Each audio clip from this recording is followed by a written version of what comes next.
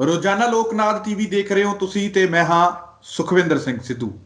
ਅੱਜ ਦੇ ਇਸ ਖਾਸ ਪ੍ਰੋਗਰਾਮ ਦੇ ਵਿੱਚ ਗੱਲਬਾਤ ਕਰਾਂਗੇ ਪੰਜਾਬ ਦੀ ਤੇ ਪੰਜਾਬ ਦੇ ਇੱਕ ਖਾਸ ਲੀਡਰ ਦੀ, ਕਿਉਂਕਿ ਅੱਜ ਜਿਹੜਾ ਪੰਜਾਬ ਹੈਗਾ ਉਹ ਹਰ ਮੋਰਚੇ ਦੇ ਉੱਪਰ ਜੂਝ ਰਿਹਾ ਹੈ, ਚਾਹੇ ਉਹ ਰਾਜਨੀਤਿਕ ਪੱਖੋਂ ਹੋਵੇ, ਚਾਹੇ ਉਹ ਕਿਸਾਨੀ ਪੱਖੋਂ ਹੋਵੇ, ਚਾਹੇ ਉਹ ਆਰਥਿਕ ਹਾਲਾਤਾਂ ਪੱਖੋਂ ਹੋਵੇ। ਅੱਜ ਦੇ ਜੋ ਹਾਲਾਤ ਬਣੇ ਹੋਏ ਨੇ ਪੰਜਾਬ ਦੇ, ਆਜ਼ਾਦੀ ਤੋਂ ਬਾਅਦ ਪੰਜਾਬ ਦੇ ਇਦੋਂ ਵੀ ਮਾੜੇ ਹਾਲਾਤ ਬਣੇ ਹੋਏ ਸੀ, ਪਰ ਵਾਂਗਡੋਰ ਇੱਕ ਪੰਜਾਬ ਦੇ ਅਜਿਹੇ ਲੀਡਰ ਦੇ ਹੱਥ ਆਈ ਜਿਸ ਨੇ ਪੰਜਾਬ ਨੂੰ ਸੰਭਾਲਿਆ ਤੇ ਪੰਜਾਬ ਨੂੰ ਇੱਕ ਆਧੁਨਿਕ ਪੰਜਾਬ ਬਣਾਉਣ ਦੀ ਪਹਿਲ ਕੀਤੀ। ਉਹ ਲੀਡਰ ਸਨ ਸਰਦਾਰ ਪ੍ਰਤਾਪ ਸਿੰਘ ਕੈਰੋਂ, ਜੋ ਪੰਜਾਬ ਦੇ ਮਰਹੂਮ ਮੁੱਖ ਮੰਤਰੀ ਨੇ ਤੇ ਇਹਨਾਂ ਤੇ ਗੱਲਬਾਤ ਕਰਾਂਗੇ। ਅੱਜ ਉਹਨਾਂ ਦੀ ਬਰਸ਼ੀ ਹੈ, ਖਾਸ ਤੌਰ ਤੇ ਇਹ ਪ੍ਰੋਗਰਾਮ ਉਹਨਾਂ ਨੂੰ ਹੀ ਸਮਰਪਿਤ ਹੈ। ਮੇਰੇ ਨਾਲ ਪ੍ਰੋਫੈਸਰ PS ਭੋਗਲ ਸਾਹਿਬ ਨੇ, ਜੋ ਬੜੇ ਲੰਬੇ ਸਮੇਂ ਤੋਂ ਇਹਨਾਂ ਤੇ ਸਟੱਡੀ ਕਰ ਰਹੇ ਸੀ, ਖਾਸ ਕਰਕੇ ਨੈਲਸਨ ਮੰਡੇਲਾ ਤੇ ਪ੍ਰਤਾਪ ਸਿੰਘ ਕੈਰੋਂ ਬਾਰੇ ਉਹ ਬਹੁਤ ਜ਼ਿਆਦਾ ਡੂੰਘਾਈ ਦੇ ਵਿੱਚ ਜਾਣਦੇ ਨੇ।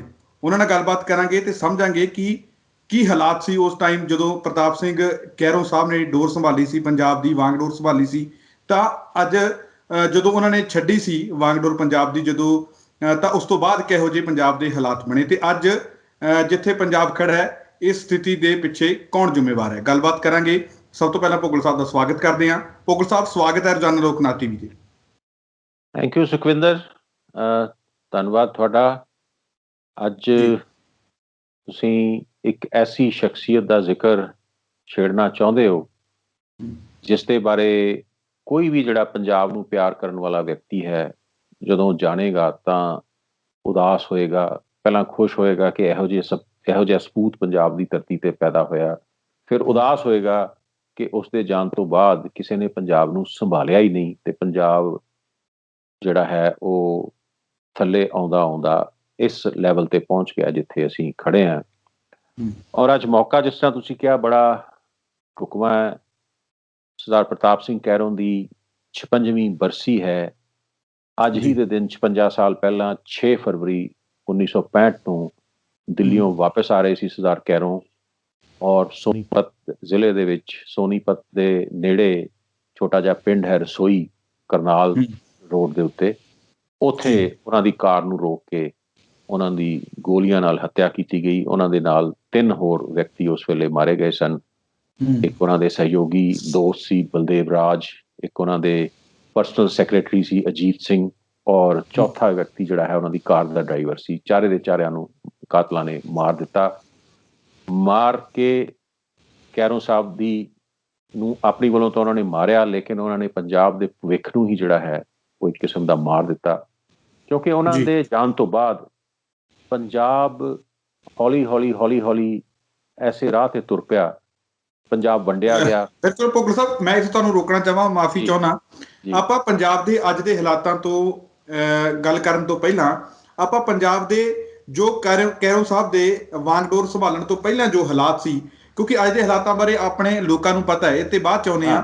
ਸਭ ਤੋਂ ਪਹਿਲਾਂ ਜਦੋਂ ਕੈਰੋਂ ਸਾਹਿਬ ਨੇ ਵਾਂਗਡੋਰ ਸੰਭਾਲੀ ਪੰਜਾਬ ਦੀ, ਤਾਂ ਉਦੋਂ ਪੰਜਾਬ ਦੇ ਹਾਲਾਤ ਕਿਹੋ ਜਿਹੇ ਸੀ ਉਹ ਸਮਝਣਾ ਚਾਹਾਂਗਾ, ਕਿਉਂਕਿ ਤਰਤੀਬ ਵਾਈਜ਼ ਹੋ ਜਾਏਗਾ। ਇੱਕ ਸੁਖਵਿੰਦਰ, ਕੈਰੋਂ ਸਾਹਿਬ ਜਦੋਂ ਵਾਪਸ ਆਏ ਅਮਰੀਕਾ ਤੋਂ, USA ਤੋਂ, ਸਾਡੇ ਦਰਸ਼ਕਾਂ ਨੂੰ ਸ਼ਾਇਦ ਬਹੁਤਿਆਂ ਨੂੰ ਨਾ ਪਤਾ ਹੋਵੇ ਕਿ ਕੈਰੋਂ ਸਾਹਿਬ ਅਮਰੀਕਾ ਪੜ੍ਹਨ ਲਈ ਗਏ ਸੀਗੇ 1930ਵਿਆਂ ਦੇ ਦਹਾਕੇ 'ਚ।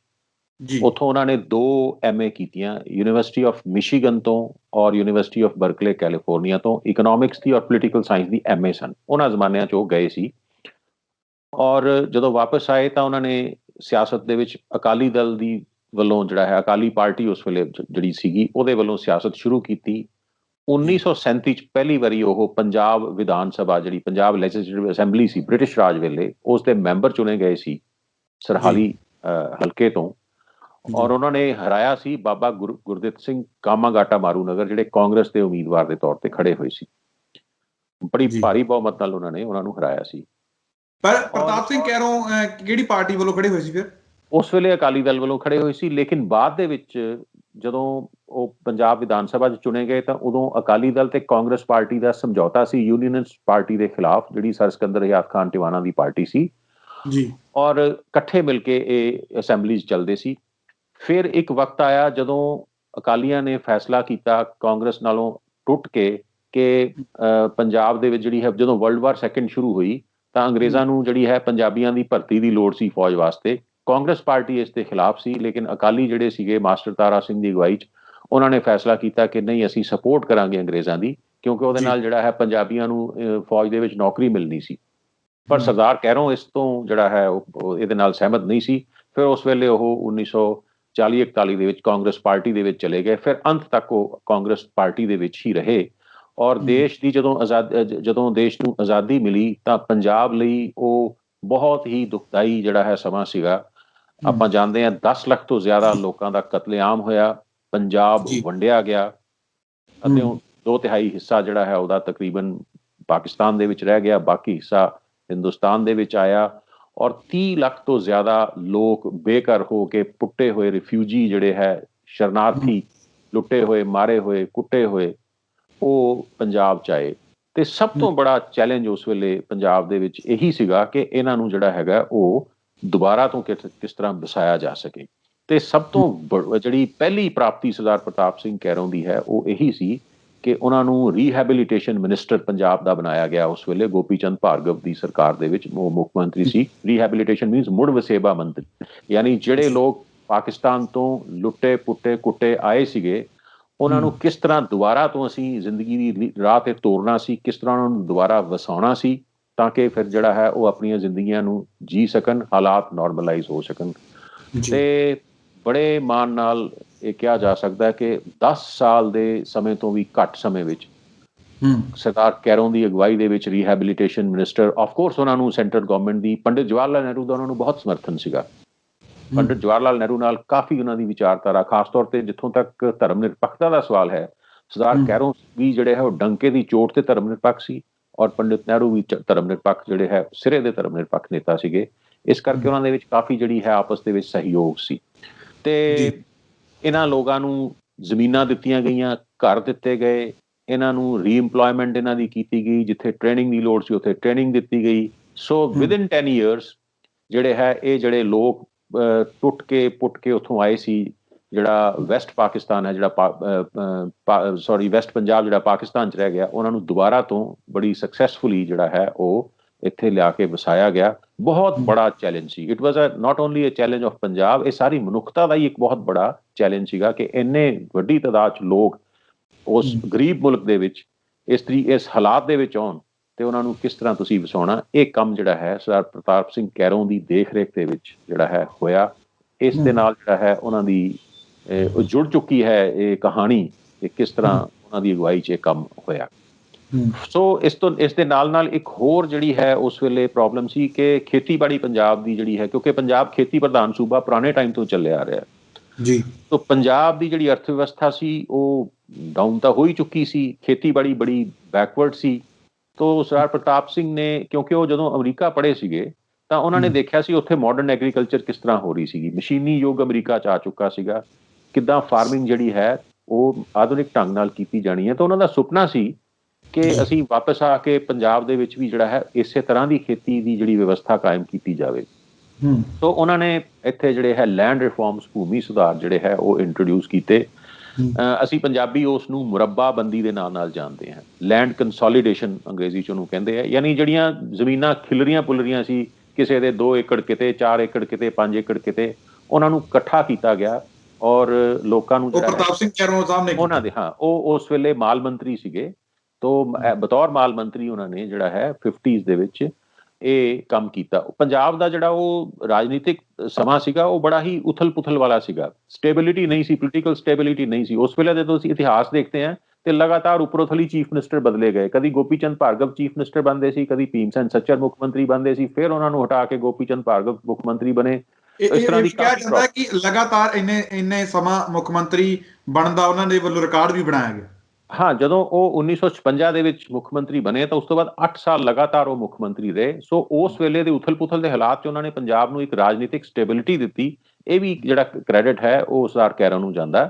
ਔਰ ਉਸ ਮੁੱਖ ਮੰਤਰੀ ਕਾਲ ਦੇ ਵਿੱਚ ਉਹਨਾਂ ਨੇ ਪੰਜਾਬ ਦੀ ਜਿਹੜਾ ਆਧੁਨਿਕ ਪੰਜਾਬ ਹੈ ਉਹਦੀ ਨੀਂਹ ਰੱਖੀ। ਜਿਹੜਾ ਪੰਜਾਬ ਅੱਜ ਵੀ ਬਹੁਤ ਚੀਜ਼ਾਂ ਪੰਜਾਬ ਦੇ ਵਿੱਚ ਉਹਨਾਂ ਦੇ ਵੇਲੇ ਦੀਆਂ ਲਿਆਂਦੀਆਂ ਹੋਈਆਂ ਚੱਲ ਰਹੀਆਂ ਔਰ ਅਸੀਂ ਇਸ ਕਰਕੇ ਉਹਨੂੰ ਕਹਿੰਦੇ ਹਾਂ ਕਿ ਪੰਜਾਬ ਦਾ ਉਹਨਾਂ ਨੇ ਨਿਰਮਾਣ ਕੀਤਾ, ਕਿਉਂਕਿ ਪੰਜਾਬ ਬਿਲਕੁਲ ਜਿਹੜਾ ਹੈ ਧਰਾਸ਼ਾਹੀ ਹੋਇਆ ਸੀ। ਪੰਜਾਬ ਦੇ ਵਿੱਚ ਐਗਰੀਕਲਚਰ ਬੈਕਵਰਡ ਸੀ, ਮਾਡਰਨ ਇੰਸਟੀਟਿਊਸ਼ਨ ਨਹੀਂ ਸੀ, ਐਜੂਕੇਸ਼ਨਲ ਫੈਸਿਲਿਟੀਜ਼ ਨਹੀਂ ਸੀਗੀਆਂ। ਸਭ ਤੋਂ ਬੜੀ ਗੱਲ ਹੈ ਕਿ ਸਾਡੀ ਜਿਹੜੀ ਰਾਜਧਾਨੀ ਸੀ ਪੰਜਾਬ ਦੀ ਪੁਰਾਣੀ ਲਾਹੌਰ, ਉਹ ਪਾਕਿਸਤਾਨ 'ਚ ਰਹਿ ਗਈ ਸੀ। ਇੱਕ ਨਵਾਂ ਸ਼ਹਿਰ ਵਸਾਇਆ ਗਿਆ ਚੰਡੀਗੜ੍ਹ, ਤੇ ਬਹੁਤ ਸਾਰੇ ਲੋਕਾਂ ਨੂੰ ਪਤਾ ਹੈ। ਇੱਕ ਇਹ ਵੀ ਦੱਸਣੀ ਜ਼ਰੂਰੀ ਗੱਲ ਹੈ ਕਿ ਜਿਸ ਟਾਈਮ ਜਿਹੜੇ ਹੈਗੇ ਆ ਪ੍ਰਤਾਪ ਸਿੰਘ ਕੈਰੋਂ ਮੁੱਖ ਮੰਤਰੀ ਰਹੇ ਨੇ, ਉਸ ਟਾਈਮ ਪੰਜਾਬ ਦੀ ਵੰਡ ਵੀ ਨਹੀਂ ਸੀ ਹੋਈ। ਹਾਂ, ਉਸ ਵੇਲੇ ਜਿਹੜਾ ਪੰਜਾਬ ਹੈ ਵੰਡ ਹੋਈ 47 ਮੌਕੇ ਹੋਈ, ਤਾਂ ਉਸ ਤੋਂ ਬਾਅਦ ਵੀ ਵੰਡ ਨਹੀਂ ਹੋਈ ਸੀ। ਉਸ ਦੇ ਵਿੱਚ ਜਿਹੜਾ ਹੈ ਪੰਜਾਬ ਕੀ ਸੀਗਾ, ਸਾਰਾ ਦਾ ਸਾਰਾ ਜਿਹੜਾ ਮੌਜੂਦਾ ਹਰਿਆਣਾ ਇਹ ਪੰਜਾਬ ਸੀਗਾ। ਬਹੁਤ ਸਾਰਾ ਹਿੱਸਾ ਜਿਹੜਾ ਹੈ ਹਿਮਾਚਲ ਪ੍ਰਦੇਸ਼ ਦਾ, ਖਾਸ ਤੌਰ ਤੇ ਕਾਂਗੜਾ ਜਿਹੜਾ ਹੈ ਏਰੀਆ, ਸੋਲਨ ਤੇ ਕੁਛ ਏਰੀਏ ਸਾਰੇ ਜਿਹੜੇ ਸੀਗੇ, ਯਾਨੀ ਜਿਹੜੇ ਪ੍ਰਿੰਸਲੀ ਸਟੇਟਸ ਨਹੀਂ ਸੀਗੇ, ਉਹ ਸਾਰੇ ਏਰੀਆਜ਼ ਪੰਜਾਬ ਸੀਗੇ। ਕਾਂਗੜਾ ਪੰਜਾਬ 'ਚ ਜਲੰਧਰ ਡਿਵੀਜ਼ਨ ਦਾ ਪਾਰਟ ਸੀ ਉਸ ਵੇਲੇ। ਔਰ ਇਸੇ ਤਰ੍ਹਾਂ ਕੈਰੋਂ ਦੇ ਟਾਈਮ ਤੇ ਹੀ ਪੈਪਸੂ ਸਟੇਟਸ ਜਿਹੜੀਆਂ ਸੀਗੀਆਂ ਉਹ ਪੰਜਾਬ ਦੇ ਵਿੱਚ ਮਿਲਾ ਕੇ ਇੱਕ ਜਿਹੜਾ ਹੈ ਗ੍ਰੇਟਰ ਪੰਜਾਬ ਉਸ ਵੇਲੇ ਬਣਾਇਆ ਗਿਆ। ਔਰ ਉਹ ਪੰਜਾਬ ਜਿਹੜਾ ਹੈਗਾ ਉਸ ਤੇ ਜਿਹੜੇ ਹੈ ਤਕਰੀਬਨ ਉਸ ਵੇਲੇ 18 ਜ਼ਿਲ੍ਹੇ ਜਿਹੜੇ ਕਹੇ ਜਾਂਦੇ ਸੀਗੇ। ਔਰ ਉਹ ਪੰਜਾਬ ਦੀ ਹਾਲਾਤ, ਜਿਸ ਤਰ੍ਹਾਂ ਮੈਂ ਦੱਸਿਆ, ਬਹੁਤ ਬੈਕਵਰਡ ਸੀ। ਹਰ ਸੜਕਾਂ ਨਹੀਂ ਸੀਗੀਆਂ, ਰੇਲ ਨੈਟਵਰਕ ਬਹੁਤਾ ਜ਼ਿਆਦਾ ਨਹੀਂ ਸੀ, ਉਹੀ ਜੋ ਅੰਗਰੇਜ਼ਾਂ ਨੇ ਵਿਛਾਇਆ ਸੀ ਉਹੀ ਸੀ। ਸੰਸਥਾਵਾਂ ਨਹੀਂ ਸੀਗੀਆਂ, ਐਜੂਕੇਸ਼ਨ ਇੰਸਟੀਟਿਊਸ਼ਨ ਨਹੀਂ ਸੀ, ਰਾਜਧਾਨੀ ਨਹੀਂ ਸੀ। ਰਾਜਧਾਨੀ ਨਵੀਂ ਜਿਹੜੀ ਚੰਡੀਗੜ੍ਹ ਦਾ ਨਿਰਮਾਣ ਉਹਨਾਂ ਨੇ ਸ਼ੁਰੂ ਕਰਵਾਇਆ ਆਪਣੀ ਦੇਖ ਰੇਖ ਦੇ ਵਿੱਚ। ਤੋ ਬਹੁਤ ਹੀ ਚੰਡੀਗੜ੍ਹ ਦਾ ਨਿਰਮਾਣ ਉਹਨਾਂ ਨੇ ਦੇਖ ਰੇਖ ਕਰਵਾਇਆ। ਹਾਂਜੀ ਹਾਂ, ਬਿਲਕੁਲ ਬਿਲਕੁਲ ਉਹਨਾਂ ਨੇ ਹੀ ਕਰਵਾਇਆ ਆਪਣੀ ਦੇਖ ਰੇਖ ਦੇ ਵਿੱਚ। ਉਹਨਾਂ ਦੀ ਪਲੈਨਿੰਗ ਸੀ ਕਿ ਪੰਜਾਬ ਦੀ, ਤੁਸੀਂ ਦੇਖੋ ਨਾ, ਜੇ ਅੱਜ ਉਸ ਵੇਲੇ ਦੇ ਪੰਜਾਬ ਦੇ ਹਿਸਾਬ ਨਾਲ ਦੇਖੀਏ ਤਾਂ ਪੰਜਾਬ ਉਹ ਚੰਡੀਗੜ੍ਹ ਜਿਹੜਾ ਸ਼ਹਿਰ ਹੈ ਉਸ ਵੇਲੇ ਦੇ ਪੰਜਾਬ ਦੇ ਬਿਲਕੁਲ ਸੈਂਟਰ 'ਚ ਆਉਂਦਾ ਸੀ। ਅੱਜ ਠੀਕ ਹੈ, ਪੰਜਾਬ ਰੀਆਰਗੇਨਾਈਜ਼ ਹੋ ਗਿਆ ਤੇ ਚੰਡੀਗੜ੍ਹ ਬਿਲਕੁਲ ਮਾਡਰਨ ਪੰਜਾਬ ਦੇ ਜਿਹੜਾ ਰੀਆਰਗੇਨਾਈਜ਼ ਪੰਜਾਬ ਹੈ 1966 ਤੋਂ ਬਾਅਦ ਉਹਦੇ ਕਿਨਾਰੇ ਤੇ ਚਲਾ ਗਿਆ, ਲੇਕਿਨ ਪੁਰਾਣੇ ਉਸ ਪੰਜਾਬ ਦੇ ਵਿੱਚ ਉਹ ਬਿਲਕੁਲ ਕੇਂਦਰ 'ਚ ਸੀ। ਹਰਿਆਣਾ, ਹਿਮਾਚਲ ਤੇ ਪੰਜਾਬ ਦੇ ਸੈਂਟਰ 'ਚ ਸੀ। ਸੈਂਟਰ 'ਚ ਸੀ, ਤਕਰੀਬਨ ਇਕੁਈ ਡਿਸਟੈਂਸ ਤੇ ਪੈਂਦਾ ਸੀ। ਔਰ ਉਹ ਰਾਜਧਾਨੀ ਜਿਹੜੀ ਹੈ ਬਣਾਈ ਗਈ। ਸੋ ਸਰਦਾਰ ਪ੍ਰਤਾਪ ਸਿੰਘ ਕੈਰੋਂ ਨੇ ਜਿਹੜੀ ਹੈ ਨਾ ਸਿਰਫ ਮੁਰੱਬਾਬੰਦੀ ਕਰਵਾਈ, ਲੈਂਡ ਰਿਫਾਰਮਸ ਦੇ ਨਾਲ ਰਿਲੇਟਡ ਹੋਰ ਜਿੰਨੇ ਵੀ ਕਾਨੂੰਨਾਂ ਦੀ ਲੋੜ ਸੀ ਉਹ ਪਾਸ ਕੀਤੇ ਗਏ। ਲੈਂਡ ਸੀਲਿੰਗ ਐਕਟ ਆਇਆ, ਕਿਉਂਕਿ ਸਾਡੀ ਪੁਰਾਣੀ ਜਿਹੜਾ ਆਜ਼ਾਦੀ ਤੋਂ ਪਹਿਲਾਂ ਦਾ ਭਾਰਤ ਸੀ ਉਹਦੇ ਜਗੀਰਦਾਰੂ ਪ੍ਰਥਾ ਸੀ। ਬਹੁਤ ਥੋੜੇ ਜਿਹੇ ਲੋਕ ਇੱਦਾਂ ਦੇ ਸੀ ਜਿਹੜੇ ਜ਼ਮੀਨਾਂ ਦੇ ਮਾਲਕ ਸੀਗੇ। ਔਰ ਆਮ ਜਿਹੜੇ ਸਾਡਾ ਕਿਸਾਨ ਹੈ, ਜਿਹੜੀ ਜ਼ਿਮੀਂਦਾਰ ਜਿਹੜੀ ਕਿਸਾਨੀ ਹੈ, ਹੁਣ ਦੀ ਜਿਹੜੀ ਕਿਸਾਨੀ ਹੈ, ਜਿਹੜੇ ਜੱਟ ਜ਼ਿਮੀਂਦਾਰ ਹੈ, ਉਹ ਮੁਜ਼ਾਰੇ ਦੇ ਤੌਰ ਤੇ ਸੀ, ਜਾਂ ਬਹੁਤ ਛੋਟੀਆਂ ਜ਼ਮੀਨਾਂ ਸੀ, ਜਾਂ ਵੱਡੇ ਜਗੀਰਦਾਰਾਂ ਦੀ ਜ਼ਿੰਦਗੀ ਜਿਹੜੀ ਜ਼ਮੀਨ ਹੈ ਉਸ ਦੇ ਉੱਤੇ ਕੰਮਕਾਰ ਕਰਦੇ ਸੀ, ਮਾਲਕੀ ਨਹੀਂ ਸੀ। ਸੋ ਫਿਰ ਲੈਂਡ ਰਿਫਾਰਮਸ ਕੀਤੇ ਗਏ, ਲੈਂਡ ਸੀਲਿੰਗ ਐਕਟ ਲਿਆਂਦਾ ਗਿਆ। ਬੜੇ ਜਿਹੜੇ ਐਬਸੈਂਟੀ ਲੈਂਡਲੋਰਡ ਸੀ, ਜਿਹੜੇ ਜਗੀਰਦਾਰ ਸੀ, ਉਹਨਾਂ ਕੋਲੋਂ ਜ਼ਮੀਨਾਂ ਲੈ ਕੇ ਉਸ ਕਾਨੂੰਨ ਦੇ ਤਰੀਕ ਲੈਂਡਲੈਸ ਜਿਹੜੇ ਪੀਜ਼ੈਂਟ ਸੀਗੇ ਉਹਨਾਂ ਨੂੰ ਜ਼ਮੀਨਾਂ ਵੰਡੀਆਂ ਗਈਆਂ। ਔਰ ਇਸ ਤਰ੍ਹਾਂ ਜਿਹੜੇ ਹੈ ਛੋਟੇ ਜਿਹੜੇ ਮੁਜ਼ਾਰੇ ਸੀਗੇ, ਜਿਹੜੇ ਕਰਿੰਦੇ ਕਿਸਾਨ ਸੀ, ਉਹਨਾਂ ਨੂੰ ਜ਼ਮੀਨਾਂ ਦੇ ਮਾਲਕ ਬਣਾਇਆ ਗਿਆ। ਔਰ ਖੇਤੀਬਾੜੀ ਦੀਆਂ ਆਧੁਨਿਕ ਟੈਕਨੀਕਸ ਜਿਹੜੀਆਂ ਹੈਗੀਆਂ ਉਹ ਇੰਟਰੋਡਿਊਸ ਕਰਨ ਦੇ ਉਪਰਾਲੇ ਕੀਤੇ ਗਏ, ਕਿਉਂਕਿ ਉਸ ਵੇਲੇ ਚੈਲੰਜ ਸਭ ਤੋਂ ਬੜਾ ਇਹ ਸੀ ਕਿ ਸਾਡਾ ਜਿਹੜਾ ਦੇਸ਼ ਹੈ ਉੱਥੇ ਸਾਡੀ ਜਿਹੜੀ ਰਿਕੁਆਇਰਮੈਂਟ ਸੀ, ਫੂਡ ਰਿਕੁਆਇਰਮੈਂਟ ਸੀ, ਉਹੀ ਪੂਰੀ ਨਹੀਂ ਹੁੰਦੀ ਸੀ। ਸਰਦਾਰ ਪ੍ਰਤਾਪ ਸਿੰਘ ਕੈਰੋਂ ਨੂੰ ਲੱਗਦਾ ਸੀ ਕਿ ਇਹੀ ਇੱਕ ਇਲਾਕਾ ਹੈਗਾ, ਇੱਥੋਂ ਦੇ ਲੋਕ ਇੰਨੇ ਮਿਹਨਤੀ ਨੇ। ਸੋ ਉਹਨਾਂ ਨੇ ਬਹੁਤ ਬੜਾ ਜ਼ੋਰ ਦਿੱਤਾ ਐਗਰੀਕਲਚਰ ਪ੍ਰੋਡਕਸ਼ਨ ਤੇ ਕਿ ਇਸ ਨੂੰ ਵਧਾਇਆ ਜਾਊਗਾ। ਅਸੀਂ ਸਾਡਾ ਜਿਹੜਾ ਭਾਖੜਾ ਡੈਮ ਹੈ ਇਹ ਵੀ ਉਹਨਾਂ ਦੇ ਕਾਰਜਕਾਲ ਦੇ ਵਿੱਚ ਇਹਦਾ ਨਿਰਮਾਣ ਹੋਇਆ। ਔਰ ਉਹ ਲਗਾਤਾਰ ਜੀ ਬਿਲਕੁਲ ਲਗਾਤਾਰ ਉੱਥੇ ਫੇਰੀ ਰੱਖਦੇ। ਇਹ ਜਿਸ ਟਾਈਮ ਤੁਸੀਂ ਦੱਸ ਰਹੇ ਹੋ ਭਾਖੜਾ ਨਹਿਰ ਦਾ, ਡੈਮ ਦਾ ਤੁਸੀਂ ਦੱਸ ਰਹੇ ਹੋ, ਆ ਜੋ ਗੱਲਾਂ ਬਾਤਾਂ ਤੁਸੀਂ ਦੱਸ ਰਹੇ ਹੋ, ਇਹ ਜਦੋਂ ਮੰਤਰੀ ਸੀ ਉਸ ਸਮੇਂ ਸੀ ਜਾਂ ਜਦੋਂ ਮੁੱਖ ਮੰਤਰੀ ਬਣੇ, ਤਾਂ ਸਬੱਬ ਕਿਵੇਂ ਬਣਿਆ ਮੁੱਖ ਮੰਤਰੀ ਬਣਨ ਦਾ? ਅਸਲ ਦੇ ਵਿੱਚ ਉਸ ਵੇਲੇ ਦੀ ਪੰਜਾਬ ਦੀ ਜਿਹੜੀ ਰਾਜਨੀਤੀ ਸੀ ਉਹ ਬੜੀ ਵੋਲਾਟਾਈਲ ਸੀ। ਪੰਜਾਬ ਦੇ ਵਿੱਚ ਫਿਰਕੂਵਾਦ ਦੁਆਰਾ ਤੋਂ ਸਿਰ ਚੁੱਕ ਰਿਹਾ ਸੀ। ਉਹਨੂੰ ਜਿਹੜਾ ਲਬਾਦਾ ਜਿਹੜਾ ਹੈ ਉਹ ਬੋਲੀ ਦਾ ਦਿੱਤਾ ਜਾ ਰਿਹਾ ਸੀ। ਇੱਕ ਪਾਸੇ ਅਕਾਲੀ ਮਾਸਟਰ ਤਾਰਾ ਸਿੰਘ ਦੀ ਅਗਵਾਈ ਦੇ ਵਿੱਚ ਪੰਜਾਬੀ ਭਾਸ਼ਾ ਦੇ ਉੱਤੇ ਆਧਾਰਿਤ ਸੂਬੇ ਦੀ ਮੰਗ ਕਰ ਰਹੇ ਸੀ। ਦੂਜੇ ਪਾਸੇ ਪੰਜਾਬ ਦੇ ਵਿੱਚ ਆਰੀਆ ਸਮਾਜ ਜਿਹੜਾ ਹੈ ਉਹ ਹਿੰਦੀ ਭਾਸ਼ਾ ਲਾਗੂ ਕਰਨ ਦੀ ਮੰਗ ਕਰ ਰਿਹਾ ਸੀ। ਪਿੱਛੇ ਬੇਸਿਕਲੀ ਜਿਹੜਾ ਹੈ ਉਹਦਾ ਜਿਹੜਾ ਕਮਿਊਨਲ ਓਵਰਟੋਨ ਹੋ ਚੁੱਕਾ ਸੀ। ਔਰ ਜਿਹੜੀ ਉਸ ਵੇਲੇ ਦੀ ਪੰਜਾਬ ਦੀ ਐਡਮਿਨਿਸਟ੍ਰੇਸ਼ਨ ਸੀ, ਅੰਦੋਲਨ ਤੇ ਅੰਦੋਲਨ ਹੋ ਰਹੇ ਸੀ। ਪੰਜਾਬ ਦੇ ਵਿੱਚ ਕੋਈ ਕੰਮ ਹੋਰ ਹੋ ਹੀ ਨਹੀਂ ਰਿਹਾ ਸੀ। ਇਸ ਤਰ੍ਹਾਂ ਲੱਗਦਾ ਸੀ ਕਿ ਪੰਜਾਬ ਜਿਹੜਾ ਹੈ ਇਹ ਫਿਰਕੂਵਾਰ ਮਾਹੌਲ ਦੇ ਵਿੱਚ ਦੁਬਾਰਾ ਫਿਰ ਜਿਹੜਾ ਹੈ ਇਹ ਵੰਡਿਆ ਜਾਊਗਾ। ਤੋ ਜਿਹੜੇ ਮੁੱਖ ਮੰਤਰੀ ਸੀ ਉਸ ਵੇਲੇ ਭੀਮ ਸੈਨ ਸੱਚਰ ਔਰ ਉਸ ਤੋਂ ਪਹਿਲਾਂ ਗੋਪੀ ਚੰਦ ਭਾਰਗਵ, ਉਹ ਲਗਾਤਾਰ ਨਾਕਾਮਯਾਬ ਸਾਬਤ ਹੋ ਰਹੇ ਸੀ ਇਸ ਅੰਦੋਲਨ ਨੂੰ ਹੈਂਡਲ ਕਰਨ ਦੇ ਵਿੱਚ।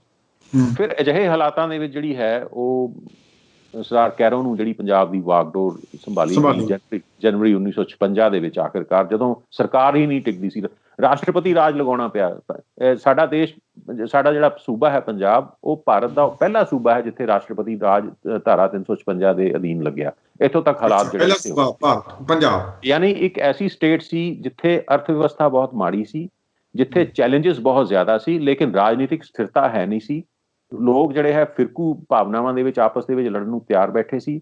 ਉਸ ਵੇਲੇ ਲੋੜ ਸੀ ਕਿ ਇਸ ਐਸੇ ਮਜ਼ਬੂਤ ਲੀਡਰ ਦੀ ਜਿਹੜਾ ਉਸ ਜਿਹੜੀ ਰਾਜਨੀਤਿਕ ਸਟੇਬਿਲਿਟੀ ਉਸ ਨੂੰ ਲਿਆਉਂਦਾ, ਜਿਹੜੀਆਂ ਡਿਵਿਸਿਵ ਫੋਰਸਿਸ ਹੈ ਉਹਨਾਂ ਨੂੰ ਨੱਥ ਪਾਉਂਦਾ ਔਰ ਪੰਜਾਬ ਨੂੰ ਤਰੱਕੀ ਦੇ ਰਾਹ ਦੇ ਉੱਤੇ ਜਿਹੜਾ ਹੈ ਮਜ਼ਬੂਤੀ ਨਾਲ ਤੋੜਦਾ। ਇਹ ਰੋਲ ਸਰਦਾਰ ਪ੍ਰਤਾਪ ਸਿੰਘ ਕੈਰੋਂ ਨੇ ਬਹੁਤ ਹੀ ਬਾਖੂਬੀ ਨਿਭਾਇਆ ਔਰ ਇਸ ਕਰਕੇ ਹਮੇਸ਼ਾ ਯਾਦ ਕੀਤਾ ਜਾਂਦਾ ਰਹੂਗਾ ਕਿ ਪੰਜਾਬ ਦੇ ਵਿੱਚ ਇਸ ਤਰ੍ਹਾਂ ਵੀ ਕੋਈ ਮੁੱਖ ਮੰਤਰੀ ਹੋਇਆ, ਇਸ ਤਰ੍ਹਾਂ ਦਾ ਵੀ ਕੋਈ ਨੇਤਾ ਸੀਗਾ ਜਿਸ ਨੇ ਬੜੀ ਮਜ਼ਬੂਤੀ ਨਾਲ ਜਿਹੜਾ ਹੈ, ਬੜੀ ਦਲੇਰੀ ਨਾਲ ਜਿਹੜੀਆਂ ਫਿਰਕੂ ਤਾਕਤਾਂ ਸੀ ਉਹਨਾਂ ਨਾਲ ਟੱਕਰ ਲਈ, ਭਾਵੇਂ ਉਹ ਜੋ ਮਰਜ਼ੀ ਹੋਣ, ਜੇ ਭਾਵੇਂ ਉਹ ਅਕਾਲੀ ਹੋਣ, ਭਾਵੇਂ ਉਹ ਆਰੀਆ ਸਮਾਜੀ ਹੋਣ, ਭਾਸ਼ਾ ਦੇ ਆਧਾਰ ਤੇ ਸੂਬੇ ਦੀ ਵੰਡ ਕਰਨ ਵਾਲੇ ਹੋਣ ਜਾਂ ਜਿਸ ਤਰ੍ਹਾਂ ਦੇ ਹੋਣ। ਸੋ ਉਹਨਾਂ ਨੇ ਬੜੀ ਮਜ਼ਬੂਤੀ ਨਾਲ ਉਹਨਾਂ ਜਿਹੜੀਆਂ ਫਿਰਕੂ ਤਾਕਤਾਂ ਨੂੰ ਕੁਚਲਿਆ ਔਰ ਪੰਜਾਬ ਨੂੰ ਤਰੱਕੀ ਦੇ ਰਾਹ ਤੇ ਪਾਇਆ। ਅੱਜ ਜਿੰਨੀਆਂ ਵੀ ਅਸੀਂ ਵੱਡੀਆਂ ਸੰਸਥਾਵਾਂ ਦੇਖਦੇ ਹਾਂ, ਚਾਹੇ ਪੰਜਾਬ ਐਗਰੀਕਲਚਰ ਯੂਨੀਵਰਸਿਟੀ ਹੈ ਲੁਧਿਆਣੇ, ਚੰਡੀਗੜ੍ਹ ਦਾ PGI ਹੈ, ਹੁੰਦੇ ਹਰਿਆਣਾ ਦੇ ਵਿੱਚ ਕੁਰੂਕਸ਼ੇਤਰ ਯੂਨੀਵਰਸਿਟੀ ਹੈ, ਇਸੇ ਤਰ੍ਹਾਂ ਜਿਹੜੇ ਹੈ ਜਿਹੜੇ ਕਾਰਖਾਨੇ ਲੱਗੇ, ਪਿੰਜੌਰ ਦੇ ਵਿੱਚ ਜਿਹੜਾ HMT ਦਾ ਕਾਰਖਾਨਾ ਲੱਗਿਆ ਸੀ। ਯਾਨੀ ਆਪਾਂ ਸਿਰਫ ਉਹਨਾਂ ਨੂੰ ਪੰਜਾਬ ਦੇ ਨਹੀਂ, ਅੱਧੇ ਹਿਮਾਚਲ ਦੇ, ਪੂਰੇ ਹਰਿਆਣੇ ਦੇ ਤੇ ਪੂਰੇ ਪੰਜਾਬ ਦੇ ਨਿਰਮਾਤਾ। ਬਿਲਕੁਲ, ਉਹਨਾਂ ਨੇ ਕੋਈ ਭੇਦਭਾਵ ਨਹੀਂ ਰੱਖਿਆ। ਦੇਖੋ ਅੱਜ ਵੀ ਹਰਿਆਣੇ ਦਾ ਜਿਹੜਾ ਫਰੀਦਾਬਾਦ ਸ਼ਹਿਰ ਹੈ, ਉਹਦੀ ਜਿਹੜੀ ਉਹ ਇੱਕ ਬਹੁਤ ਬੜਾ ਇੰਡਸਟਰੀਅਲ ਸਿਟੀ ਹੈ ਅੱਜ ਹਰਿਆਣੇ 'ਚ। ਉਹਦੀ ਜਿਹੜੀ ਸ਼ੁਰੂਆਤ ਉਹਦੀ ਇੰਡਸਟਰੀਅਲਾਈਜੇਸ਼ਨ ਦੀ ਉਹ ਸਰਦਾਰ ਕੈਰੋਂ ਨੇ ਉੱਥੇ ਕਰਵਾਈ ਸੀ। ਐਸਕॉर्ट ਟਰੈਕਟਰ ਉੱਥੇ ਬਣਦੇ ਹੈ। ਹੁਣ ਤਾਂ ਸ਼ਾਇਦ ਐਸਕॉर्ट ਟਰੈਕਟਰ ਦੀ ਮੈਨੂਫੈਕਚਰਿੰਗ ਬੰਦ ਹੋ ਗਈ ਹੈ, ਲੇਕਿਨ ਨੰਦਾ ਜਿਹੜੀ ਫੈਮਿਲੀ ਹੈ ਉਸ ਨੂੰ ਸਰਦਾਰ ਕੈਰੋਂ ਪ੍ਰੇਰ ਕੇ ਜਿਹੜਾ ਹੈ ਲਿਆਏ ਕੈਲਕਟਾ ਤੋਂ ਕਿ ਤੁਸੀਂ ਇੱਥੇ ਟਰੈਕਟਰਾਂ ਦਾ ਜਿਹੜਾ ਕਾਰਖਾਨਾ ਲਗਾਓ। ਉਹ ਲਗਾਇਆ ਗਿਆ। ਹੋਰ ਉਦਯੋਗਪਤੀਆਂ ਨੂੰ ਉਹਨਾਂ ਨੇ ਪ੍ਰੇਰਿਆ ਕਿਉਂਕਿ ਭਾਖੜਾ ਡੈਮ ਤੋਂ ਬਿਜਲੀ ਮਿਲਣੀ ਸ਼ੁਰੂ ਹੋ ਗਈ ਸੀ। ਸੋ ਇੰਡਸਟਰੀਅਲਾਈਜੇਸ਼ਨ, ਨੰਗਲ ਦਾ ਜਿਹੜਾ ਖਾਦ ਦਾ ਕਾਰਖਾਨਾ ਹੈ, NFL ਨੰਗਲ ਜਿਹੜੀ ਹੈ, ਉਹ ਵੀ ਜਿਹੜੀ ਹੈ ਸਰਦਾਰ ਪ੍ਰਤਾਪ ਸਿੰਘ ਕੈਰੋਂ ਦੇ ਉਦਮ ਨਾਲ ਉੱਥੇ ਲਗਾਈ ਗਈ। ਔਰ ਇਸ ਤਰ੍ਹਾਂ ਜਿਹੜਾ ਹੈ ਪਟਿਆਲੇ ਦਾ ਜਿਹੜਾ ਥਾਪਰ ਇੰਸਟੀਚਿਊਟ ਹੈ, ਉਹ ਥਾਪਰ ਫੈਮਿਲੀ ਨੂੰ ਪ੍ਰੇਰ ਕੇ ਉਹ ਲਿਆਏ ਕਿ ਇੱਥੇ ਆ ਕੇ ਤੁਸੀਂ ਕਰੋ। ਸੋ ਉਹਨਾਂ ਦੀ ਲਗਾਤਾਰ ਕੋਸ਼ਿਸ਼ ਹੁੰਦੀ ਸੀ, ਉਹ ਤੁਰੇ ਹੀ ਰਹਿੰਦੇ ਸੀਗੇ, ਲਗਾਤਾਰ ਪੰਜਾਬ ਦੇ ਦੌਰੇ ਕਰਦੇ ਸੀ। ਇੱਕ ਐਸਾ ਮੁੱਖ ਮੰਤਰੀ ਸੀ ਜਿਹੜਾ ਪੰਜਾਬ ਦੇ ਲੋਕਾਂ ਤੱਕ ਸਿੱਧੀ ਪਹੁੰਚ ਰੱਖਦਾ ਸੀ।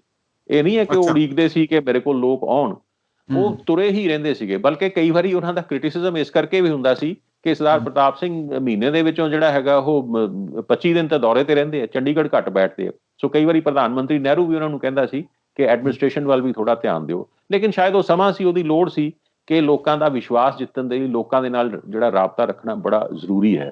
ਉਹ ਬੜੇ ਅਨਅਜ਼ਿਊਮਿੰਗ ਜਿਹੇ ਵਿਅਕਤੀ ਸੀ, ਬੜੇ ਸਾਦਾ ਜਿਹੇ ਕਿਸਮ ਦੇ ਵਿਅਕਤੀ ਸੀ। ਉਹ ਜ਼ਮਾਨਾ ਸੀ ਜਦੋਂ ਮੁੱਖ ਮੰਤਰੀਆਂ ਦੀ, ਪ੍ਰਧਾਨ ਮੰਤਰੀਆਂ ਦੀ ਕੋਈ ਏਦਾਂ ਦੀ ਜਿਹੜੀ ਸਿਕਿਉਰਿਟੀ, ਜਿਸ ਤਰ੍ਹਾਂ ਹੁਣ Z+ ਸਿਕਿਉਰਿਟੀ ਲੈ ਕੇ ਚੱਲਦੇ, ਹੁਣ ਤਾਂ ਤੁਸੀਂ ਸ਼ਕਲ ਦੇਖਣੀ ਹੀ ਨਹੀਂ ਮਿਲਦੀ। ਸਾਡੇ ਜੋ ਮੌਜੂਦਾ ਮੁੱਖ ਮੰਤਰੀ ਹੈ, ਉਹ ਮੁੱਖ ਮੰਤਰੀ ਆਮ ਤੁਰੇ ਜਾਂਦੇ ਸੀ ਔਰ ਲੋਕਾਂ ਨੂੰ ਮਿਲ ਜਾਂਦੇ ਸੀ, ਖੜੇ ਹੋ ਕੇ ਰਸਤੇ 'ਚ ਗੱਲ ਕਰ ਲੈਂਦੇ ਸੀ। ਚੰਡੀਗੜ੍ਹ ਕਈ ਵਾਰੀ ਉਹ ਗਲੀਆਂ ਦੇ ਵਿੱਚ ਪੈਦਲ ਲੰਘਦੇ ਸੀਗੇ, ਲੋਕਾਂ ਨੂੰ ਪ੍ਰੇਰਦੇ ਸੀ ਕਿ ਭਾਈ ਪੰਜਾਬੀ ਪੜ੍ਹੋ, ਪੰਜਾਬੀ ਦੀਆਂ ਅਖਬਾਰਾਂ ਪੜ੍ਹੋ, ਲੋਕਾਂ ਨਾਲ ਗੱਲਬਾਤ ਕਰਨੀ। ਸੋ ਆਮ ਜਿਹੜੇ ਹੈ ਵਰਕਰਸ ਦੇ ਘਰ ਚਲੇ ਜਾਣਾ। ਬਹੁਤ ਹੀ ਡੈਮੋਕ੍ਰੈਟਿਕ ਕਿਸਮ ਦੇ ਨੇਤਾ ਸੀਗੇ ਉਸ ਤਰ੍ਹਾਂ ਦੇ। ਅੱਜ ਅਸੀਂ ਸੋਚ ਵੀ ਨਹੀਂ ਸਕਦੇ ਕਿ ਇੱਦਾਂ ਦੇ ਨੇਤਾ ਸਾਡੇ ਦੇਸ਼ ਦੇ ਵਿੱਚ, ਖੁਦ ਪ੍ਰਧਾਨ ਮੰਤਰੀ ਜਵਾਹਰ ਲਾਲ ਨਹਿਰੂ ਇਸ ਤਰ੍ਹਾਂ ਦੇ ਨੇਤਾ ਰਹੇ ਨੇ ਜਿਹੜੇ ਹਾਈਲੀ ਐਕਸੈਸੀਬਲ ਸੀਗੇ ਲੋਕਾਂ ਨੂੰ। ਇਹ ਮਤਲਬ ਕੋਈ ਖਾਸ ਘਟਨਾ ਕੋਈ ਹੋਈ ਹੋਵੇ ਪ੍ਰਤਾਪ ਸਿੰਘ ਕੈਰੋਂ ਦੇ ਮੁੱਖ ਮੰਤਰੀ ਕਾਰਜਕਾਲ ਦੇ ਦੌਰਾਨ, ਕੋਈ ਖਾਸ ਜਿਹੜੀਆਂ ਘਟਨਾਵਾਂ ਜਿਹੜੀਆਂ ਤੁਹਾਨੂੰ ਯਾਦ ਹੋਣ ਤੇ ਲੋਕਾਂ ਨੂੰ ਵੀ ਜਿਹੜੀਆਂ ਹੋਈਆਂ ਯਾਦ ਰਹਿਣ ਤੇ ਚੰਗੀਆਂ ਵੀ ਲੱਗਣ? ਹਾਂ, ਬਹੁਤ ਘਟਨਾਵਾਂ ਨੇ, ਕਿਉਂਕਿ ਜਿਸ ਤਰ੍ਹਾਂ ਮੈਂ ਦੱਸਿਆ ਕਿ ਜਦੋਂ ਉਹ ਅਮਰੀਕਾ ਤੋਂ ਵਾਪਸ ਆਏ ਤਾਂ ਉਹਨਾਂ ਨੇ ਆਪਣੀ ਸਾਰੀ ਜਿਹੜੀ ਵੇਸ਼ ਭੂਸ਼ਾ ਸੀਗੀ ਉਹ ਸਾਦਾ ਜਿਹੀ ਜਿਹੜੀ ਰੱਖ ਲਈ। ਖੱਦਰ ਦੇ ਕੱਪੜੇ ਪਾਉਂਦੇ ਸੀ, ਉਹ ਦਾੜੀ ਖੁੱਲੀ ਰੱਖਦੇ ਸੀ ਜਿੱਦਾਂ ਸਾਡੇ ਆਮ ਪਿੰਡਾਂ ਦੇ ਵਿੱਚ ਲੋਕ ਜਿਹੜੇ ਰਹਿੰਦੇ ਨੇ। ਤੇ ਲੋਕਾਂ ਨੂੰ ਲੱਗਦਾ ਸੀ ਕਿ ਸਿੰਪਲ ਜਿਹਾ ਬੰਦਾ ਜਿਹੜਾ ਹੈਗਾ ਉਹ ਬੜਾ ਅਜੀਬ ਹੋਏਗਾ। ਇੱਕ ਵਾਰੀ ਕੀ ਹੋਇਆ, ਜਦੋਂ ਭਾਖੜਾ ਨੰਗਲ ਡੈਮ ਬਣਿਆ ਤਾਂ ਚੀਨ ਦੇ ਜਿਹੜੇ ਨੇਤਾ ਚੌ ਇਨ ਲਾਈ ਉਹ ਦੌਰੇ ਤੇ ਆਏ। ਪੰਡਿਤ ਜਵਾਹਰ ਲਾਲ ਨਹਿਰੂ ਉਹਨਾਂ ਨੂੰ ਸਪੈਸ਼ਲੀ ਲੈ ਕੇ ਆਏ ਭਾਖੜਾ ਨੰਗਲ ਡੈਮ ਦਿਖਾਉਣ ਵਾਸਤੇ ਕਿ ਅਸੀਂ ਇਸ ਤਰ੍ਹਾਂ ਦਾ ਨਿਰਮਾਣ ਕਰ ਰਹੇ ਹਾਂ। ਤਾਂ ਚੌ ਇਨ ਲਾਈ ਜਦੋਂ ਆਏ ਤਾਂ ਜ਼ਾਹਿਰ ਹੈ ਕੈਰੋਂ ਸਾਹਿਬ ਨੇ ਬਤੌਰ ਮੁੱਖ ਮੰਤਰੀ ਜਾਣਾ ਸੀ ਤੇ ਬਹੁਤ ਸਾਰੇ ਲੋਕ ਸੋਚਦੇ ਸੀ ਕੈਰੋਂ ਜਿਹੜਾ ਹੈ ਵਿਦੇਸ਼ੀਆਂ ਨਾਲ ਗੱਲ ਕਿੱਦਾਂ ਕਰੇ। ਲੋਕਾਂ ਨੂੰ ਭੁੱਲ ਗਿਆ ਸੀ ਕਿ ਕੈਰੋਂ ਅਮਰੀਕਾ ਤੋਂ ਪੜ੍ਹ ਕੇ ਆਏ ਸੀਗੇ। ਤਾਂ ਜਦੋਂ ਉੱਥੇ ਆ ਕੇ ਕੈਰੋਂ ਨੇ ਜਿਹੜੀ ਫਲੂਐਂਟ ਇੰਗਲਿਸ਼, ਬੜੀ ਅੱਛੀ ਐਕਸੈਂਟ ਦੇ ਵਿੱਚ ਅੰਗਰੇਜ਼ੀ ਬੋਲੀ ਤੇ ਲੋਕ ਬੜੇ ਹੈਰਾਨ ਹੋਏ, ਕਿਉਂਕਿ ਇੱਕ ਖੁੱਲੀ ਦਾੜੀ ਵਾਲਾ, ਸਾਦਾ ਜੀ ਪੱਗ ਬੰਨਣ ਵਾਲਾ ਤੇ ਐਚਕਨ ਪਜਾਮੀ ਪਾਉਣ ਵਾਲਾ ਜਿਹੜਾ ਇੱਕ ਜੱਟ ਸਰਦਾਰ ਜਿਹੜਾ ਹੈ ਉਹ ਏਡੀ ਵਧੀਆ ਅੰਗਰੇਜ਼ੀ ਬੋਲੇ ਤੇ ਬੜੇ ਲੋਕ ਹੈਰਾਨ ਹੋਏ, ਬੜੇ ਪ੍ਰਭਾਵਿਤ ਵੀ ਹੋਏ। ਸੋ ਇਸੇ ਤਰ੍ਹਾਂ ਉਹ ਮਤਲਬ ਲੋਕਾਂ ਦੇ ਨਾਲ ਸਾਦਾ ਜੀਵਨ ਬਤੀਤ ਕਰਦਾ, ਬਹੁਤ ਸਾਦਾ ਜੀਵਨ। ਲੋਕਾਂ ਨੂੰ ਯਾਦ ਹੈ ਚੰਡੀਗੜ੍ਹ ਦੇ ਕੁਝ ਲੋਕਾਂ ਨੇ ਲਿਖਿਆ ਉਹਨਾਂ ਦੇ ਸੰਬੰਧ ਦੇ ਵਿੱਚ। ਇੱਕ ਦਿਨ ਉਹ ਸੈਕਟਰ 22 ਦੇ ਵਿੱਚ ਇੱਕ ਸੱਜਣ ਰਹਿੰਦੇ ਸੀਗੇ, ਉਹ ਆਪਣੇ ਲਾਂਚ ਬੈਠੇ ਪੰਜਾਬੀ ਦੀ ਅਖਬਾਰ ਪੜ੍ਹ ਰਹੇ ਸੀਗੇ ਤੇ ਸਰਦਾਰ ਕੈਰੋਂ ਕੁਆਇਟਲੀ ਜਿਹੜੇ ਹੈ ਪੰਜਾਬ ਉੱਥੋਂ ਤੁਰੇ ਜਾਂਦੇ ਸੀ। ਉਸ ਵੇਲੇ ਉਹ ਮੁੱਖ ਮੰਤਰੀ ਸੀ। ਉਹਨਾਂ ਦਾ ਪਰਪਸ ਸੀ ਕਿ ਲੋਕਾਂ ਨੂੰ ਮਿਲ ਕੇ ਪੰਜਾਬੀ ਪੜ੍ਹਨ ਲਈ ਪ੍ਰੇਰਿਆ ਜਾਵੇ।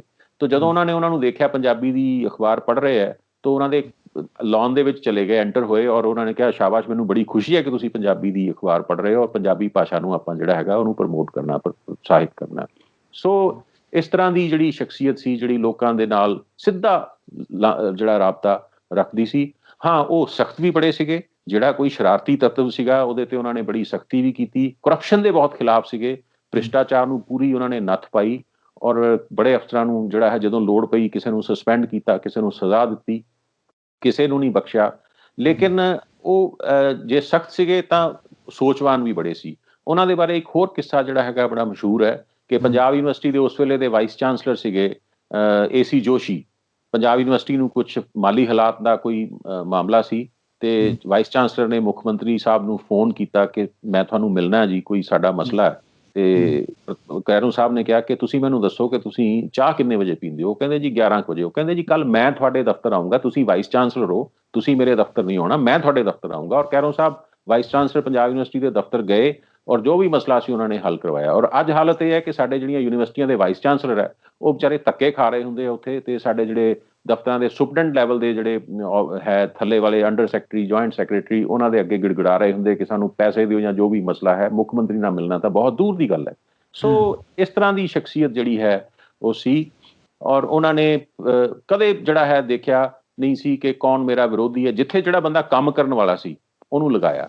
ਕੁਰੂਕਸ਼ੇਤਰ ਯੂਨੀਵਰਸਿਟੀ ਬਣਾਈ ਗਈ, ਸੰਸਕ੍ਰਿਤ ਯੂਨੀਵਰਸਿਟੀ ਦੇ ਤੌਰ ਤੇ ਬਣਾਈ ਗਈ ਸੀ ਉਸ ਵੇਲੇ ਯੂਨਾਈਟਿਡ ਪੰਜਾਬ 'ਚ। ਹਰਦੁਆਰੀ ਲਾਲ ਉਹਦੇ ਪਹਿਲੇ ਜਿਹੜੇ ਹੈ ਉਹ ਵਾਈਸ ਚਾਂਸਲਰ ਲਗਾਏ ਗਏ। ਹਰਦੁਆਰੀ ਲਾਲ ਕੈਰੋਂ ਸਾਹਿਬ ਦੇ ਵਿਰੋਧੀ ਸੀ, ਲੇਕਿਨ ਉਹਨਾਂ ਨੇ ਦੇਖਿਆ ਕਿ ਉਸ ਕੰਮ ਲਈ ਉਪਯੁਕਤ ਹੈ, ਉੱਥੇ ਲਗਾ ਦਿੱਤਾ ਗਿਆ। ਇਸੇ ਤਰ੍ਹਾਂ PGI ਬਣਾਇਆ ਗਿਆ। PGI ਦੇ ਜਿਹੜੇ ਪਹਿਲੇ ਡਾਇਰੈਕਟਰ ਸੀਗੇ ਡਾਕਟਰ PN ਚੋਟਾਨੀ, ਉਹ ਵੀ ਕੈਰੋਂ ਦੇ ਜਿਹੜੀ ਆਲੋਚਨਾ ਕਰਦੇ ਰਹਿੰਦੇ ਸੀ। ਕੋਈ ਬਹੁਤ ਜ਼ਿਆਦਾ ਉਹਨਾਂ ਦੇ ਸਮਰਥਕ ਨਹੀਂ ਸੀਗੇ। PGI ਵੀ ਪ੍ਰਤਾਪ ਸਿੰਘ ਕੈਰੋਂ ਲੈ ਕੇ ਬਿਲਕੁਲ ਭਾਰਤ ਸਰਕਾਰ ਦੀ ਸਕੀਮ ਸੀ ਕਿ all India institute of medical sciences Delhi ਬਣਾਇਆ ਗਿਆ ਤੇ 6 ਜਗ੍ਹਾ ਦੇ ਉੱਤੇ ਅਸੀਂ ਹੋਰ ਜਿਹੜੇ ਆ ਮੈਡੀਕਲ ਖੋਜ ਵਾਸਤੇ ਸੰਸਥਾਵਾਂ ਬਣਾਉਣੀਆਂ। ਤੇ ਸਭ ਤੋਂ ਪਹਿਲਾਂ ਜਿਹੜੀ ਉਹਨਾਂ 6 ਦੇ ਵਿੱਚੋਂ ਸਰਦਾਰ ਕੈਰੋਂ ਦੀ ਪਹਿਲ ਦੇ ਉੱਤੇ ਚੰਡੀਗੜ੍ਹ ਵਿੱਚ PGI ਬਣੀ ਸੀ। ਅਸੀਂ ਸਾਰੇ ਜਾਣਦੇ ਹਾਂ PGI ਦੁਨੀਆ ਭਰ 'ਚ ਮਸ਼ਹੂਰ ਹੈਗੀ ਹੈ। ਸਾਡੇ ਇਲਾਕੇ ਸਾਰੇ ਨਾਰਥਰਨ ਇੰਡੀਆ ਨੂੰ ਕੇਟਰ ਕਰਦੀ ਹੈ ਹੈਲਥ ਸਰਵਿਸਿਜ਼ ਵਾਸਤੇ। ਕਹਿੰਦੇ ਕਲਕੱਤੇ ਜਾ ਰਿਹਾ ਸੀ ਪੰਜਾਬ ਵਾਲਾ PGI। ਨਹੀਂ, ਕਲਕੱਤੇ ਬਾਅਦ 'ਚ ਖੁੱਲਿਆ, 6 ਜਗ੍ਹਾ ਤੇ ਖੁੱਲਣਾ ਸੀ ਜਿਸ ਤਰ੍ਹਾਂ ਮੈਂ ਕਿਹਾ। ਸੋ ਉਹਨਾਂ ਨੇ ਪਹਿਲ ਕੀਤੀ, ਫੰਡ ਲਿਆਂਦੇ, ਸਭ ਕੁਝ ਕੀਤਾ। ਸਭ ਤੋਂ ਪਹਿਲਾਂ ਪੰਜਾਬ ਦੇ ਵਿੱਚ ਸ਼ੁਰੂ ਹੋਇਆ ਸੀ। ਬਾਕੀ ਜਗ੍ਹਾ ਦੇ ਬਾਕੀ ਰਾਜਾਂ ਦੇ ਵਿੱਚ ਬਹੁਤ ਬਾਅਦ ਦੇ ਵਿੱਚ ਜਿਹੜੇ ਹੈ ਉਹ ਸ਼ੁਰੂ ਹੁੰਦੇ ਰਹੇ। ਯਾਨੀ ਜੋ ਵੀ ਕੇਂਦਰੀ ਸਕੀਮ ਹੁੰਦੀ ਸੀ ਸਰਦਾਰ ਕੈਰੋਂ ਜਿਹੜੇ ਹੈ ਫਟਾਫਟ ਉਸ ਨੂੰ ਲਿਆ ਕੇ ਪੰਜਾਬ ਦੇ ਵਿੱਚ ਲਾਗੂ ਕਰਦੇ ਸੀ। ਖਾਸ ਤੌਰ ਤੇ ਉਹਨਾਂ ਨੇ ਤੀਸਰੀ ਜਿਹੜੀ 5 ਸਾਲਾ ਯੋਜਨਾ ਸੀ, ਤੀਸਰੀ 5 ਸਾਲਾ ਯੋਜਨਾ ਵੇਲੇ ਉਹਨਾਂ ਨੇ ਡਿਕਲੇਅਰ ਕਰਤਾ ਸੀਗਾ ਕਿ ਮੇਰੀ ਕੋਸ਼ਿਸ਼ ਹੋਏਗੀ ਕਿ ਪੰਜਾਬ ਦੇ ਵਿੱਚ ਇਸ ਤਰ੍ਹਾਂ ਦੀ ਉਦਯੋਗਿਕ ਤਰੱਕੀ ਕੀਤੀ ਜਾਵੇ ਕਿ ਕਿਸੇ ਵੇਲੇ ਅਸੀਂ ਕਹਾਂਗੇ ਕਿ ਪੰਜਾਬ ਜਰਮਨੀ ਨਾਲੋਂ ਵੀ ਅੱਗੇ ਨਿਕਲ ਜਾਏਗਾ। ਇਸ ਤਰ੍ਹਾਂ ਦਾ ਉਹ ਸੁਪਨਾ ਦੇਖਦੇ ਸੀ। ਯਾਨੀ ਅਸੀਂ ਹੁਣ ਜਿਸ ਤਰ੍ਹਾਂ ਕਰਦੇ ਹਾਂ ਕਿ ਪੰਜਾਬ ਖੇਤੀ ਪ੍ਰਧਾਨ ਸੂਬਾ ਹੈ, ਜਦੋਂ ਦਾ ਪੰਜਾਬ ਰੀਆਰਗੇਨਾਈਜ਼ ਹੋਇਆ ਜਿੰਨੀਆਂ ਵੀ ਸਰਕਾਰਾਂ ਆਈਆਂ ਪੰਜਾਬ ਦੀ ਉਦਯੋਗੀਕਰਨ ਨੂੰ ਜਿਹੜਾ ਹੈ ਇਗਨੋਰ ਕੀਤਾ ਗਿਆ। ਇਸ ਕਰਕੇ ਪੰਜਾਬ ਦੀ ਅਰਥ ਵਿਵਸਥਾ ਦੇ ਵਿੱਚ ਹੁਣ ਕ੍ਰਾਈਸਿਸ ਆਇਆ ਹੋਇਆ ਬਹੁਤ ਬੜਾ। ਲੋੜ ਸੀ ਕਿ ਜਦੋਂ ਖੇਤੀ ਤਰੱਕੀ ਕਰ ਰਹੀ ਸੀ ਤਾਂ ਖੇਤੀ ਤੋਂ ਬਾਅਦ ਉਦਯੋਗਾਂ ਨੂੰ ਵੀ ਇੱਥੇ ਜਿਹੜਾ ਹੈ ਸਥਾਪਿਤ ਕੀਤਾ ਜਾਂਦਾ ਤਾਂ ਕਿ ਇੰਪਲੋਇਮੈਂਟ ਦੇ ਚਾਂਸਸ ਬਣਦੇ। ਬਿਲਕੁਲ ਸਰਦਾਰ ਕੈਰੋਂ ਨੂੰ ਇਸ ਚੀਜ਼ ਦੀ ਪੂਰੀ ਸਮਝ ਸੀਗੀ, ਲੇਕਿਨ ਬਦਕਿਸਮਤੀ ਇਹ ਹੈ ਕਿ ਉਹਨਾਂ ਦੇ ਜਾਣ ਤੋਂ ਬਾਅਦ ਹੋਰ ਕਿੰਨੇ ਮੁੱਖ ਮੰਤਰੀ ਆਏ। ਇਸ ਤੇ ਵੀ ਆਉਨੇ ਆ। ਜਿਸ ਤਰੀਕੇ ਦਾ ਤੁਸੀਂ ਕਿਰਦਾਰ ਦੱਸਿਆ ਪ੍ਰਤਾਪ ਸਿੰਘ ਕੈਰੋਂ ਦਾ, ਤਾਂ ਬਹੁਤ ਵਧੀਆ ਕਿਰਦਾਰ ਸੀ। ਤਾਂ ਉਮੀਦ ਕੀਤੀ ਜਾ ਰਹੀ ਸੀ ਕਿ ਜਿਸ ਤਰੀਕੇ ਦੇ ਨਾਲ ਉਹਨਾਂ ਨੇ ਸਾਦਾ ਜੀਵਨ ਬਤੀਤ ਕੀਤਾ, ਕਿਸੇ ਨਾਲ ਭੇਦਭਾਵ ਨਹੀਂ ਕੀਤਾ, ਪੰਜਾਬ ਦੇ ਲਈ ਕੰਮ ਕੀਤਾ, ਤਾਂ ਦੁਸ਼ਮਣੀ ਨਹੀਂ ਹੋਵੇਗੀ। ਪਰ ਫਿਰ ਵੀ ਉਹਨਾਂ ਦਾ ਜਿਵੇਂ ਤੁਸੀਂ ਦੱਸ ਰਹੇ ਹੋ ਕਿ 6 ਫਰਵਰੀ 1965 ਨੂੰ ਕਤਲ ਕਰ ਦਿੱਤਾ ਗਿਆ। ਤਾਂ ਕੀ ਕਾਰਨ ਹੈ ਕਿ ਜਿਹੜਾ ਇਹ ਕਤਲ ਕਰ ਦਿੱਤਾ ਗਿਆ ਪ੍ਰਤਾਪ ਸਿੰਘ ਕੈਰੋਂ ਦਾ? ਨਹੀਂ, ਐਸਾ ਨਹੀਂ ਹੈ ਕਿ ਉਹਨਾਂ ਦੀ ਦੁਸ਼ਮਣੀ ਨਹੀਂ ਸੀ, ਕਿਉਂਕਿ ਜਿਸ ਤਰ੍ਹਾਂ ਮੈਂ ਤੁਹਾਨੂੰ ਦੱਸਿਆ ਕਿ ਆਪਣੇ 8 ਸਾਲ ਦੇ ਮੰਤਰੀ ਪਰਿਸ਼ਦ ਆਪਣੇ ਮੁੱਖ ਮੰਤਰੀ ਕਾਲ ਦੇ ਵਿੱਚ ਉਹਨਾਂ ਨੇ ਬੜੇ ਸਖਤ ਫੈਸਲੇ ਵੀ ਲਏ। ਆਪਣੇ ਜਿਹੜੇ ਲੋਕ ਰੁਕਾਵਟ ਪਾਉਂਦੇ ਸੀਗੇ ਜਾਂ ਐਡਮਿਨਿਸਟ੍ਰੇਟਿਵਲੀ ਹੀ ਵਾਜ਼ ਅ ਵੈਰੀ ਟਫ ਐਡਮਿਨਿਸਟ੍ਰੇਟਰ। ਉਹਨਾਂ ਨੇ ਬਖਸ਼ਿਆ ਨਹੀਂ ਕਿਸੇ ਨੂੰ। ਭ੍ਰਿਸ਼ਟਾਚਾਰ ਕਰਦਾ ਕੋਈ ਫੜਿਆ ਗਿਆ ਅਫਸਰ, ਉਸ ਨੂੰ ਤੁਰੰਤ ਉਹਨਾਂ ਨੇ ਬਰਖਾਸਤ ਕੀਤਾ। ਇਸ ਤਰ੍ਹਾਂ ਜਿਹੜੇ ਉਹਨਾਂ ਦੇ ਰਾਜਨੀਤਿਕ ਵਿਰੋਧੀ ਸੀਗੇ, ਜਿਹੜੇ ਖਾਮਖਾ ਵਿਰੋਧ ਕਰਦੇ ਸੀਗੇ, ਉਹਨਾਂ ਨਾਲ ਵੀ ਬੜੀ ਸਖਤੀ ਨਾਲ ਪੇਸ਼ ਆਏ। ਤੋ ਇਸ ਕਰਕੇ ਜਿਹੜਾ ਹੈ ਉਹਨਾਂ ਦੇ ਕਈ ਜਿਹੜੇ ਹੈ ਪੋਲੀਟੀਕਲ ਜਾਨੀ ਦੁਸ਼ਮਣ ਵੀ ਸੀਗੇ ਉਹਨਾਂ ਦੇ ਬੜੇ। ਲਾਲਾ ਜਗਤ ਨਾਰਾਇਣ ਜਿਹੜੇ ਪੰਜਾਬ ਕੇਸਰੀ ਜਾਂ ਹਿੰਦ ਸਮਾਚਾਰ ਸਮੂਹ ਵਾਲੇ ਜਿਹੜੇ ਸੀਗੇ, ਉਹ ਪਹਿਲਾਂ ਕਾਂਗਰਸ 'ਚ ਹੁੰਦੇ ਸੀ, ਇਕੱਠੇ ਮੰਤਰੀ ਰਹੇ, ਕਾਂਗਰਸ 'ਚ ਰਹੇ, ਉਹ ਧੜਾ ਸੀਗਾ। ਹੋਰ ਬੜੇ ਇਸ ਤਰ੍ਹਾਂ ਦੇ ਕਾਂਗਰਸ ਦੇ ਵਿੱਚ ਹੀ ਵਿਦਿਨ ਦੇ ਕਾਂਗਰਸ ਉਹਨਾਂ ਦੇ ਕਾਫੀ ਜਿਹੜੇ ਹੈ ਉਹ ਰਾਜਨੀਤਿਕ ਜਿਹੜੇ ਹੈ ਵਿਰੋਧੀ ਸੀਗੇ। ਤੋ ਇਸ ਕਰਕੇ ਕੁਝ ਉਹਨਾਂ ਦੇ ਪਰਸਨਲ ਰੀਜ਼ਨ ਵੀ ਕਿਹਾ ਜਾਂਦੇ। ਹਾਲੇ ਤੱਕ ਵੀ ਜਿਹੜਾ ਹੈ ਕੈਰੋਂ ਸਾਹਿਬ ਦਾ ਜਿਹੜੀ ਅਸੈਸੀਨੇਸ਼ਨ ਹੋਈ, ਜਿਹੜਾ ਉਹਨਾਂ ਦਾ ਕਤਲ ਹੋਇਆ, ਉਸ ਦੇ ਪੂਰੇ ਭੇਦ ਬਾਹਰ ਸਾਹਮਣੇ ਨਹੀਂ ਆ ਸਕੇ।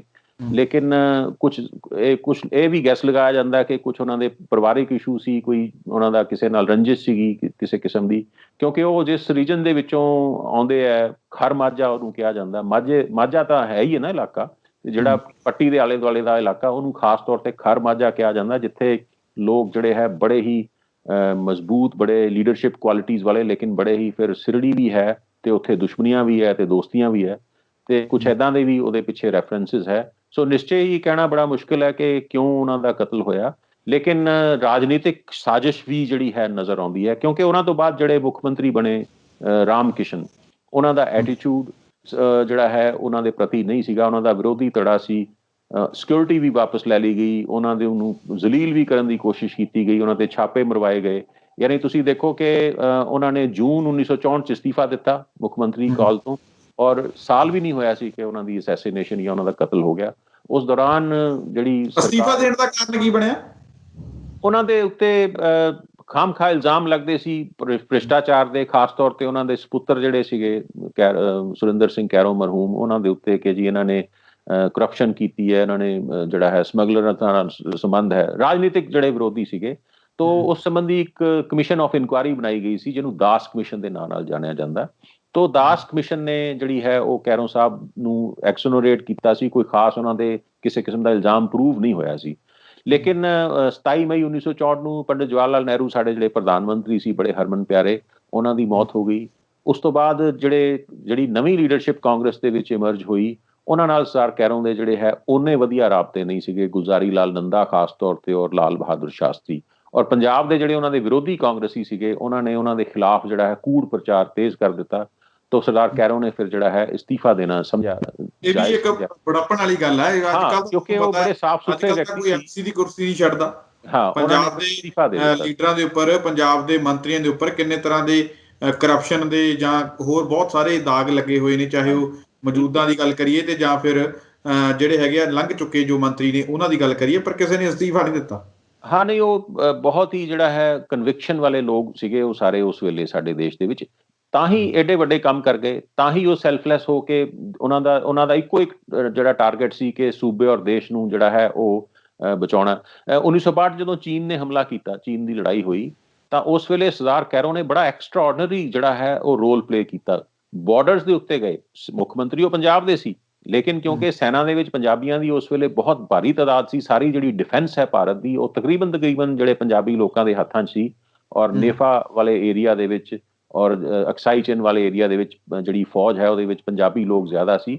ਸੋ ਸਰਦਾਰ ਕੈਰੋਂ ਨੇ ਬਾਰਡਰਸ ਦੇ ਉੱਤੇ ਜਾ ਕੇ ਸਾਡੇ ਜਿਹੜੇ ਸੈਨਾ ਸੀਗੀ ਉਹਨਾਂ ਨੂੰ ਉਤਸ਼ਾਹਿਤ ਕੀਤਾ। ਦੇਸ਼ ਨੂੰ ਫੰਡਸ ਦੀ ਲੋੜ ਸੀ, ਪੰਜਾਬ ਦੇ ਵਿੱਚੋਂ ਮੈਕਸਿਮਮ ਪੈਸਾ ਜਿਹੜਾ ਹੈ ਫੰਡ ਜਿਹੜੇ ਹੈ ਇਕੱਠੇ ਕਰਕੇ ਦਿੱਤੇ ਗਏ। ਸਾਰੇ ਦੇਸ਼ ਨਾਲੋਂ ਪੰਜਾਬ ਤੋਂ ਸਭ ਤੋਂ ਵੱਧ ਕਲੈਕਸ਼ਨ ਹੋਈ, ਲੋਕਾਂ ਨੇ ਦਾਨ ਦਿੱਤਾ। ਸਰਦਾਰ ਕੈਰੋਂ ਜਿਹੜੇ ਹੈ ਉਹ ਫੌਜੀ ਵਰਦੀ ਪਾ ਕੇ ਲੋਕਾਂ ਨੂੰ ਮਿਲਣ ਜਾਂਦੇ ਸੀ, ਉਹਨਾਂ ਨੂੰ ਕਹਿੰਦੇ ਸੀ ਕਿ ਸਾਨੂੰ ਲੋੜ ਹੈ, ਤੇ ਡਿਫੈਂਸ ਆਫ ਇੰਡੀਆ ਫੰਡ ਇੱਕ ਕਾਇਮ ਕੀਤਾ ਗਿਆ ਸੀ। ਉਹਦੇ ਲਈ ਸੋਨੇ ਦੇ ਗਹਿਣੇ, ਔਰਤਾਂ ਜਿਹੜੀਆਂ ਆਪਣੇ ਸੋਨੇ ਦੇ ਗਹਿਣੇ ਉਤਾਰ ਕੇ ਉਹਨਾਂ ਦੇ ਸਾਹਮਣੇ ਰੱਖ ਦਿੰਦੀਆਂ ਸੀ, ਪੈਸੇ ਦਿੱਤੇ ਜਾਂਦੇ ਸੀ, ਔਰ ਬਹੁਤ ਬੜਾ ਜਿਹੜਾ ਹੈ ਕੰਟਰੀਬਿਊਸ਼ਨ ਪੰਜਾਬ ਦੀ ਜਿਹੜੀ ਕੀਤੀ ਗਈ, ਔਰ ਉਹ ਇਕੱਠਾ ਕਰਕੇ ਸਾਰਾ ਪ੍ਰਧਾਨ ਮੰਤਰੀ ਨੂੰ ਉਹਨਾਂ ਨੇ ਦਿੱਤਾ। ਸੋ ਬੜੇ ਹੀ ਮਜ਼ਬੂਤ, ਬੜੇ ਹੀ ਸੁਘੜ ਸਿਆਣੇ ਔਰ ਸੂਬੇ ਨੂੰ ਪਿਆਰ ਕਰਨ ਵਾਲੇ, ਲੋਕਾਂ ਨੂੰ ਪਿਆਰ ਕਰਨ ਵਾਲੇ ਉਹ ਨੇਤਾ ਸੀ, ਜਿਹੜੇ ਸਿਰਫ ਇੱਕ ਹੀ ਚੀਜ਼ ਦੇਖਦੇ ਸੀ ਕਿ ਕਿਸ ਤਰੀਕੇ ਨਾਲ ਮੇਰੇ ਲੋਕ ਖੁਸ਼ਹਾਲ ਹੋ ਸਕਦੇ ਆ, ਕਿਸ ਤਰੀਕੇ ਨਾਲ ਇਹ ਸੂਬਾ ਵਧੀਆ ਹੋ ਸਕਦਾ। ਉਹ ਡੰਕੇ ਦੀ ਚੋਟ ਤੇ ਕਹਿੰਦੇ ਸੀ ਕਿ ਜਦ ਤੱਕ ਮੈਂ ਜੀਂਦਾ ਮੈਂ ਪੰਜਾਬ ਨੂੰ ਵੰਡ ਨਹੀਂ ਹੋਣ ਦੇਣਾ, ਕਿਉਂਕਿ ਅਕਾਲੀ ਲਗਾਤਾਰ ਜਿਹੜੇ ਹੈ ਉਹ ਪੰਜਾਬੀ ਸੂਬੇ ਦੀ ਮੰਗ ਕਰਦੇ ਸੀਗੇ। ਸੋ ਉਹ ਕਹਿੰਦੇ ਸੀ ਕਿ ਅਸੀਂ ਪੰਜਾਬ ਨੂੰ ਮੈਂ ਵੰਡ ਨਹੀਂ ਹੋਣ ਦੇਣਾ ਬਿਲਕੁਲ ਵੀ, ਔਰ ਜਦ ਤੱਕ ਮੈਂ ਜੀਂਦਾ ਮੈਂ ਪੰਜਾਬ ਨੂੰ ਵੰਡ ਨਹੀਂ ਹੋਣ ਦਿੰਦਾ। ਉਹੀ ਗੱਲ ਹੋਈ, ਉਹਨਾਂ ਦੀ ਜਿਹੜੀ ਦੁਖਾਂਤ ਉਹਨਾਂ ਦਾ ਜਿਹੜਾ ਹੋਇਆ, ਉਹਨਾਂ ਦੀ ਡੈਥ ਹੋਈ 6 ਫਰਵਰੀ 1965 ਨੂੰ, ਔਰ ਉਧਰ ਨਵੰਬਰ 1966 ਨੂੰ ਜਿਹੜਾ ਹੈ ਪੰਜਾਬੀ ਸੂਬਾ ਦੀ ਡਿਮਾਂਡ ਸ਼੍ਰੀਮਤੀ ਇੰਦਰਾ ਗਾਂਧੀ ਉਸ ਵੇਲੇ ਪ੍ਰਾਈਮ ਮਿਨਿਸਟਰ ਸੀ, ਉਹਨਾਂ ਨੇ ਕਰ ਲਈ। ਉਹ ਪੰਜਾਬ ਜਿਹੜਾ ਉਹਨਾਂ ਨੇ ਆਪਣੀ ਜਾਨ ਤੇ ਖੇਲ ਕੇ ਵੀ ਇਕੱਠਾ ਰੱਖਿਆ ਸੀ, ਉਹਨਾਂ ਦੇ ਜਾਣ ਤੋਂ ਬਾਅਦ ਉਹ ਫਿਰ ਡਿਵਾਈਡ ਹੋਇਆ, ਇੱਕ ਹਰਿਆਣਾ ਪ੍ਰਾਂਤ ਬਣ ਗਿਆ, ਹਿਮਾਚਲ ਬਣ ਗਿਆ, ਔਰ 9 ਜ਼ਿਲ੍ਹਿਆਂ ਤੇ ਆਧਾਰਿਤ ਜਿਹੜਾ ਹੈ ਪੰਜਾਬੀ ਸੂਬਾ ਜਿਹੜਾ ਹੈ ਇੱਕ ਛੋਟਾ ਜਿਹਾ ਉਹ ਬਣ ਕੇ ਰਹਿ ਗਿਆ, ਜੋ ਜਿੱਥੇ ਅਸੀਂ ਅੱਜ ਕੱਲ੍ਹ ਰਹਿ ਰਹੇ ਹਾਂ। ਸੋ ਇਹ ਉਹਨਾਂ ਦੀ। ਤੁਸੀਂ ਪ੍ਰੋਫੈਸਰ ਹੋ, ਤੁਸੀਂ ਪੋਲੀਟੀਕਲ ਦਾ ਜਿਹੜੇ ਹੈਗੇ ਆ, ਤੁਸੀਂ ਪੋਲੀਟੀਕਲ ਦੇ ਵਿੱਚ ਪੜ੍ਹਾਈ ਵੀ ਕੀਤੀ ਹੈ, ਤੇ ਤੁਸੀਂ ਪੜ੍ਹਦੇ ਰਹਿੰਦੇ ਹੋ ਉਸ ਸਮੇਂ ਦੇ ਪੰਜਾਬ ਦੇ ਵਿੱਚ ਤੇ ਹੁਣ ਤੱਕ ਦੇ ਜਿਹੜਾ ਹੈਗਾ ਪੰਜਾਬ ਅੱਜ ਜੋ ਅਸੀਂ ਦੌਰ ਦੇਖ ਰਹੇ ਹਾਂ, ਬਹੁਤ ਸਾਰੇ ਹਾਲਾਤਾਂ ਦੇ ਨਾਲ ਜੂਝ ਰਿਹਾ। ਤੁਸੀਂ ਬੜੇ ਵਧੀਆ ਤਰੀਕੇ ਦੇ ਨਾਲ ਮੇਲ ਮਿਲਾਪ ਕਰਕੇ ਉਹਨਾਂ ਦਾ ਤੁਸੀਂ ਦੱਸ ਸਕਦੇ ਹੋ ਕਿ ਕੀ ਹੁਣ ਹਾਲਾਤ ਨੇ ਤੇ ਕੀ ਉਦੋਂ ਹਾਲਾਤ ਸੀ ਤੇ ਕਿੰਨਾ ਹਾਲਾਤਾਂ ਦੇ ਵਿੱਚ ਅਸੀਂ ਰਹਿ ਰਹੇ ਹਾਂ, ਕਿਉਂਕਿ ਹਾਲਾਤ ਕਿਸੇ ਤੋਂ ਛੁਪੇ ਨਹੀਂ ਹੈ, ਪਰ ਤੁਸੀਂ ਬੜੇ ਵਧੀਆ ਤਰੀਕੇ ਨਾਲ ਦੱਸ ਸਕਦੇ ਹੋ। ਦੇਖੋ, ਜਦੋਂ ਦੇਸ਼ ਆਜ਼ਾਦ ਹੋਇਆ, ਪੰਜਾਬ ਜਿਸ ਤਰ੍ਹਾਂ ਮੈਂ ਦੱਸਿਆ ਬਹੁਤ ਹੀ ਮਾੜੇ ਦੌਰ ਚੋਂ ਲੰਘਿਆ, ਪੂਰੀ ਬੇਉਮੀਦੀ ਸੀ। ਸਰਦਾਰ ਕੈਰੋਂ ਵਰਗੇ ਨੇਤਾ ਪੰਜਾਬ ਨੂੰ ਮਿਲੇ, ਉਹਨਾਂ ਨੇ ਉਮੀਦ ਜਗਾਈ, ਜਿਹੜਾ ਉਤਸ਼ਾਹ ਜਿਸ ਲਈ ਪੰਜਾਬੀ ਕੌਮ ਜਾਣੀ ਜਾਂਦੀ ਹੈ ਉਸ ਨੂੰ ਦੁਬਾਰਾ ਤੋਂ ਜਿਹੜਾ ਹੈ ਸੁਰਜੀਤ ਕੀਤਾ, ਉਹਨਾਂ ਨੂੰ ਉਤਸ਼ਾਹਿਤ ਕੀਤਾ, ਉਹਨਾਂ ਨੂੰ ਜਿਹੜਾ ਹੈ ਲੀਡ ਕੀਤਾ, ਇਨੀਸ਼ੀਏਟਿਵ ਲਿਆ ਔਰ ਪੰਜਾਬ ਦੁਬਾਰਾ ਤਰੱਕੀ ਦੇ ਰਸਤੇ ਤੇ ਤੁਰ ਪਿਆ। ਯਾਨੀ ਇਸ ਨੂੰ ਸਾਰੀ ਦੁਨੀਆ ਮੰਨਦੀ ਹੈ ਕਿ ਬਿਲਕੁਲ ਇੱਕ ਉਜੜ ਚੁੱਕਾ ਇਲਾਕਾ, ਜਿੱਥੇ ਇੰਨੇ ਭਾਰੇ ਜਿਹੜੇ ਫਸਾਦ ਹੋਏ ਹੋਣ, ਫਿਰਕੂ ਫਸਾਦ ਹੋਏ ਹੋਣ, ਜਿਹਦੀ ਅਰਥ ਵਿਵਸਥਾ ਬਿਲਕੁਲ ਜ਼ੀਰੋ ਹੋ ਗਈ ਹੋਵੇ, ਕਿੱਦਾਂ ਉਸ ਨੂੰ ਮਤਲਬ ਵਿਦਿਨ ਏ ਫਿਊ ਡਿਕੇਡਸ ਵੀ ਨਹੀਂ, ਤਕਰੀਬਨ 2 ਦਹਾਕਿਆਂ ਦੇ ਵਿੱਚ ਹੀ ਪੰਜਾਬ ਵਾਪਸ ਆਪਣੇ ਪੈਰਾਂ ਤੇ ਪੂਰੇ ਜ਼ੋਰ ਸ਼ੋਰ ਨਾਲ ਖੜਾ ਹੋ ਚੁੱਕਾ ਸੀਗਾ। ਔਰ ਸਰਦਾਰ ਕੈਰੋਂ ਦੇ ਟਾਈਮ ਤੇ ਪੰਜਾਬ ਜਿਹੜਾ ਹੈ ਉਹ ਆਪਣੇ ਜਿਹੜਾ ਹੈ ਫੂਡ ਰਿਕੁਆਇਰਮੈਂਟ ਲਈ ਜਿਹੜਾ ਹੈਗਾ ਉਹ ਖੁਦ ਕਿਫਾਲਤ ਆ ਚੁੱਕੀ ਸੀ, ਖੇਤੀਬਾੜੀ ਦੀ ਬੜੀ ਤਰੱਕੀ ਹੋ ਚੁੱਕੀ ਸੀਗੀ ਔਰ ਇਰੀਗੇਸ਼ਨ ਦੀਆਂ ਜਿਹੜੀਆਂ ਪ੍ਰਪੋਜ਼ਲ ਹੈ। ਫਿਰ ਮੈਂ ਇੱਕ ਚੀਜ਼ ਹੋਰ ਦੱਸਣੀ ਚਾਹਾਂਗਾ, ਸਾਡੇ ਜਿਹੜਾ ਦੱਖਣੀ ਪੰਜਾਬ ਹੈ ਉਹਦੇ 'ਚ ਸੇਮ ਦੀ ਬੜੀ ਪ੍ਰੋਬਲਮ ਸੀ। ਮੁਕਤਸਰ, ਫਰੀਦਕੋਟ, ਇਹ ਸਾਰੇ ਜਿਹੜੇ ਇਲਾਕੇ ਨੇ, ਇਹ ਸੇਮ ਦਾ ਹੱਲ ਵੀ ਜਿਹੜਾ ਹੈ ਉਸ ਵੇਲੇ ਉਹਨਾਂ ਨੇ ਸ਼ੁਰੂ ਕੀਤਾ ਸੀਗਾ। ਸੋ ਉਸ ਵੇਲੇ ਦੇ ਪੰਜਾਬ ਦੇ ਵਿੱਚ ਬੜੀ ਉਮੀਦ ਸੀ, ਪੰਜਾਬ ਦੇਸ਼ ਦਾ ਨੰਬਰ 1 ਸੂਬਾ ਜਿਹੜਾ ਹੈ ਬਣ ਚੁੱਕਾ ਸੀਗਾ, ਖਾਸ ਤੌਰ ਤੇ ਐਗਰੀਕਲਚਰ ਔਰ ਜੋ ਇੱਥੇ ਇੰਡਸਟਰੀਅਲ ਡਿਵੈਲਪਮੈਂਟ ਹੋ ਰਹੀ ਸੀ। ਸਾਰਾ ਦੇਸ਼ ਪੰਜਾਬ ਵੱਲ ਦੇਖਦਾ ਸੀ ਕਿ ਕਿਸ ਤਰ੍ਹਾਂ ਇਹ ਲੋਕ ਜਿਹੜੇ ਨੇ ਇਹਨਾਂ ਨੇ ਮਿਹਨਤ ਕਰਕੇ ਜਿਹੜਾ ਹੈ ਉਹ ਦੇਸ਼ ਦੀ ਰੱਖਿਆ ਦੇ ਵੀ ਰੋਲ ਪਲੇ ਕੀਤਾ ਹੈ। ਅੰਨ ਭੰਡਾਰ ਵੀ ਪੰਜਾਬ ਦਾ ਜਿਹੜਾ ਹੈਗਾ ਉਸ ਨੂੰ ਮਜ਼ਬੂਤ ਬਣਾਇਆ ਔਰ ਪੰਜਾਬ ਦੀ ਆਰਥਿਕਤਾ ਵੀ ਜਿਹੜੀ ਹੈ ਉਹ ਵਧੀਆ ਹੋ ਰਹੀ ਹੈ, ਲੋਕ ਖੁਸ਼ਹਾਲ ਹੋ ਰਹੇ ਨੇ। ਤੇ ਉਸ ਤੋਂ ਬਾਅਦ ਜਿਹੜਾ ਪੰਜਾਬ ਫਿਰ ਜਿਹੜੀ ਉੱਥੇ ਫਿਰਕੂ ਪ੍ਰੋਬਲਮ ਹੋਈ ਸੀ, ਹਿੰਦੀ ਭਾਸ਼ੀ ਔਰ ਪੰਜਾਬੀ ਭਾਸ਼ੀ ਜਿਹੜੇ ਅੰਦੋਲਨਾਂ ਦੇ ਨਾਂ ਦੇ ਉੱਤੇ ਜਿਹੜਾ ਫਿਰਕੂਵਾਦ ਫੈਲਾਇਆ ਜਾ, ਉਹਨੂੰ ਸਰਦਾਰ ਪ੍ਰਤਾਪ ਸਿੰਘ ਕੈਰੋਂ ਨੂੰ ਫਿਰਕੂ ਲੋਕਾਂ ਤੋਂ ਜਿਸ ਤਰ੍ਹਾਂ ਚਿੜ ਹੁੰਦੀ ਹੈ, ਉਹਨਾਂ ਨੂੰ ਚਿੜ ਸੀ ਔਰ ਉਹਨਾਂ ਨੇ ਬੜੀ ਮਜ਼ਬੂਤੀ ਨਾਲ, ਬੜੀ ਸਖਤੀ ਨਾਲ ਇਹ ਅੰਦੋਲਨਾਂ ਨੂੰ ਜਿਹੜਾ ਹੈ ਉਹ ਡੱਕਿਆ ਤੇ ਬੜੀ ਉਮੀਦ ਸੀ ਕਿ 1965 ਪੰਜਾਬ ਬਾਰੇ ਦੱਸ ਦਿੱਤਾ ਕਿ ਕਿਹੋ ਜਿਹਾ ਸੀ। ਉਸ ਤੋਂ ਬਾਅਦ ਹੁਣ ਤੱਕ ਦੇ ਪੰਜਾਬ ਦੇ ਬਾਰੇ ਲੋਕੀ ਜਾਣਦੇ ਹੀ ਨੇ, ਜਿਵੇਂ ਤੁਸੀਂ ਪਤਾ ਹੀ ਹੈ। ਮੈਂ ਕਹਾਂਗਾ ਬੜੇ ਥੋੜੇ ਸ਼ਬਦਾਂ ਦੇ ਵਿੱਚ ਤੁਸੀਂ ਦੱਸੋ ਕਿ ਫਰਕ ਕੀ ਸੀ। ਸੁਖਵਿੰਦਰ, 1965 ਤੋਂ ਬਾਅਦ ਪੰਜਾਬ ਜਿਹੜਾ ਹੈ ਉਹ ਜੋ ਪਹਿਲਾਂ ਸੀ ਉਹਦਾ ਤੀਜਾ ਹਿੱਸਾ ਹੀ ਰਹਿ ਗਿਆ, ਮੈਂ ਤਾਂ ਕਹੂੰਗਾ। ਤੋ ਹਰਿਆਣਾ ਬਣ ਗਿਆ, ਹਿਮਾਚਲ ਬਣ ਗਿਆ ਤੇ ਛੋਟਾ ਜਿਹਾ ਪੰਜਾਬ ਰਹਿ ਗਿਆ। ਉਸ ਦੇ ਵਿੱਚ ਪਹਿਲੇ 3-4 ਸਾਲ ਫਿਰ ਪੋਲੀਟੀਕਲ ਜਿਹੜੀ ਸਟੇਬਿਲਿਟੀ ਨਹੀਂ ਆਈ। 1967 ਤੋਂ ਬਾਅਦ ਕਦੀ ਅਕਾਲੀ ਸਰਕਾਰ ਬਣੀ, ਕਦੀ ਕਾਂਗਰਸ ਗਵਰਨਮੈਂਟ ਬਣੀ।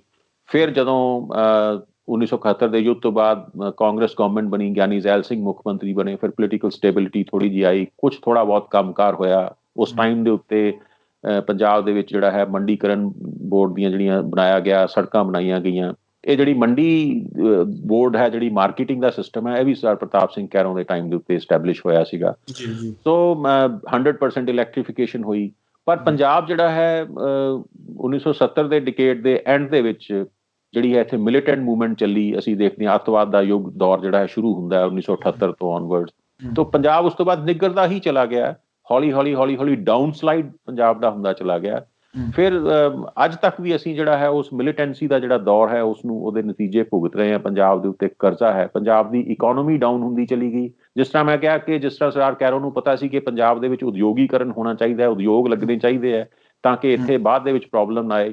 ਲੇਕਿਨ ਉਸ ਤੋਂ ਬਾਅਦ ਵਿੱਚ ਆਉਣ ਵਾਲੇ ਕਿਸੇ ਵੀ ਮੁੱਖ ਮੰਤਰੀ ਨੇ, ਬਦਕਿਸਮਤੀ ਇਹ ਹੈ ਕਿਸੇ ਵੀ ਮੁੱਖ ਮੰਤਰੀ ਨੇ ਕਦੇ ਕੋਈ ਕੋਸ਼ਿਸ਼ ਨਹੀਂ ਕੀਤੀ ਕਿ ਪੰਜਾਬ ਦੇ ਵਿੱਚ ਜਿਹੜੇ ਹੈ ਉਹ ਇਸ ਤਰ੍ਹਾਂ ਦੀ ਐਗਰੀਕਲਚਰ ਜਿਹੜੀ ਹੈ, ਇੱਥੋਂ ਦੀ ਢੁਕਵੀਂ ਜਿਹੜੀ ਖੇਤੀ ਜਿਹੜੀ ਉਦਯੋਗੀਕਰਨ ਹੈ ਉਹ ਹੋਵੇ।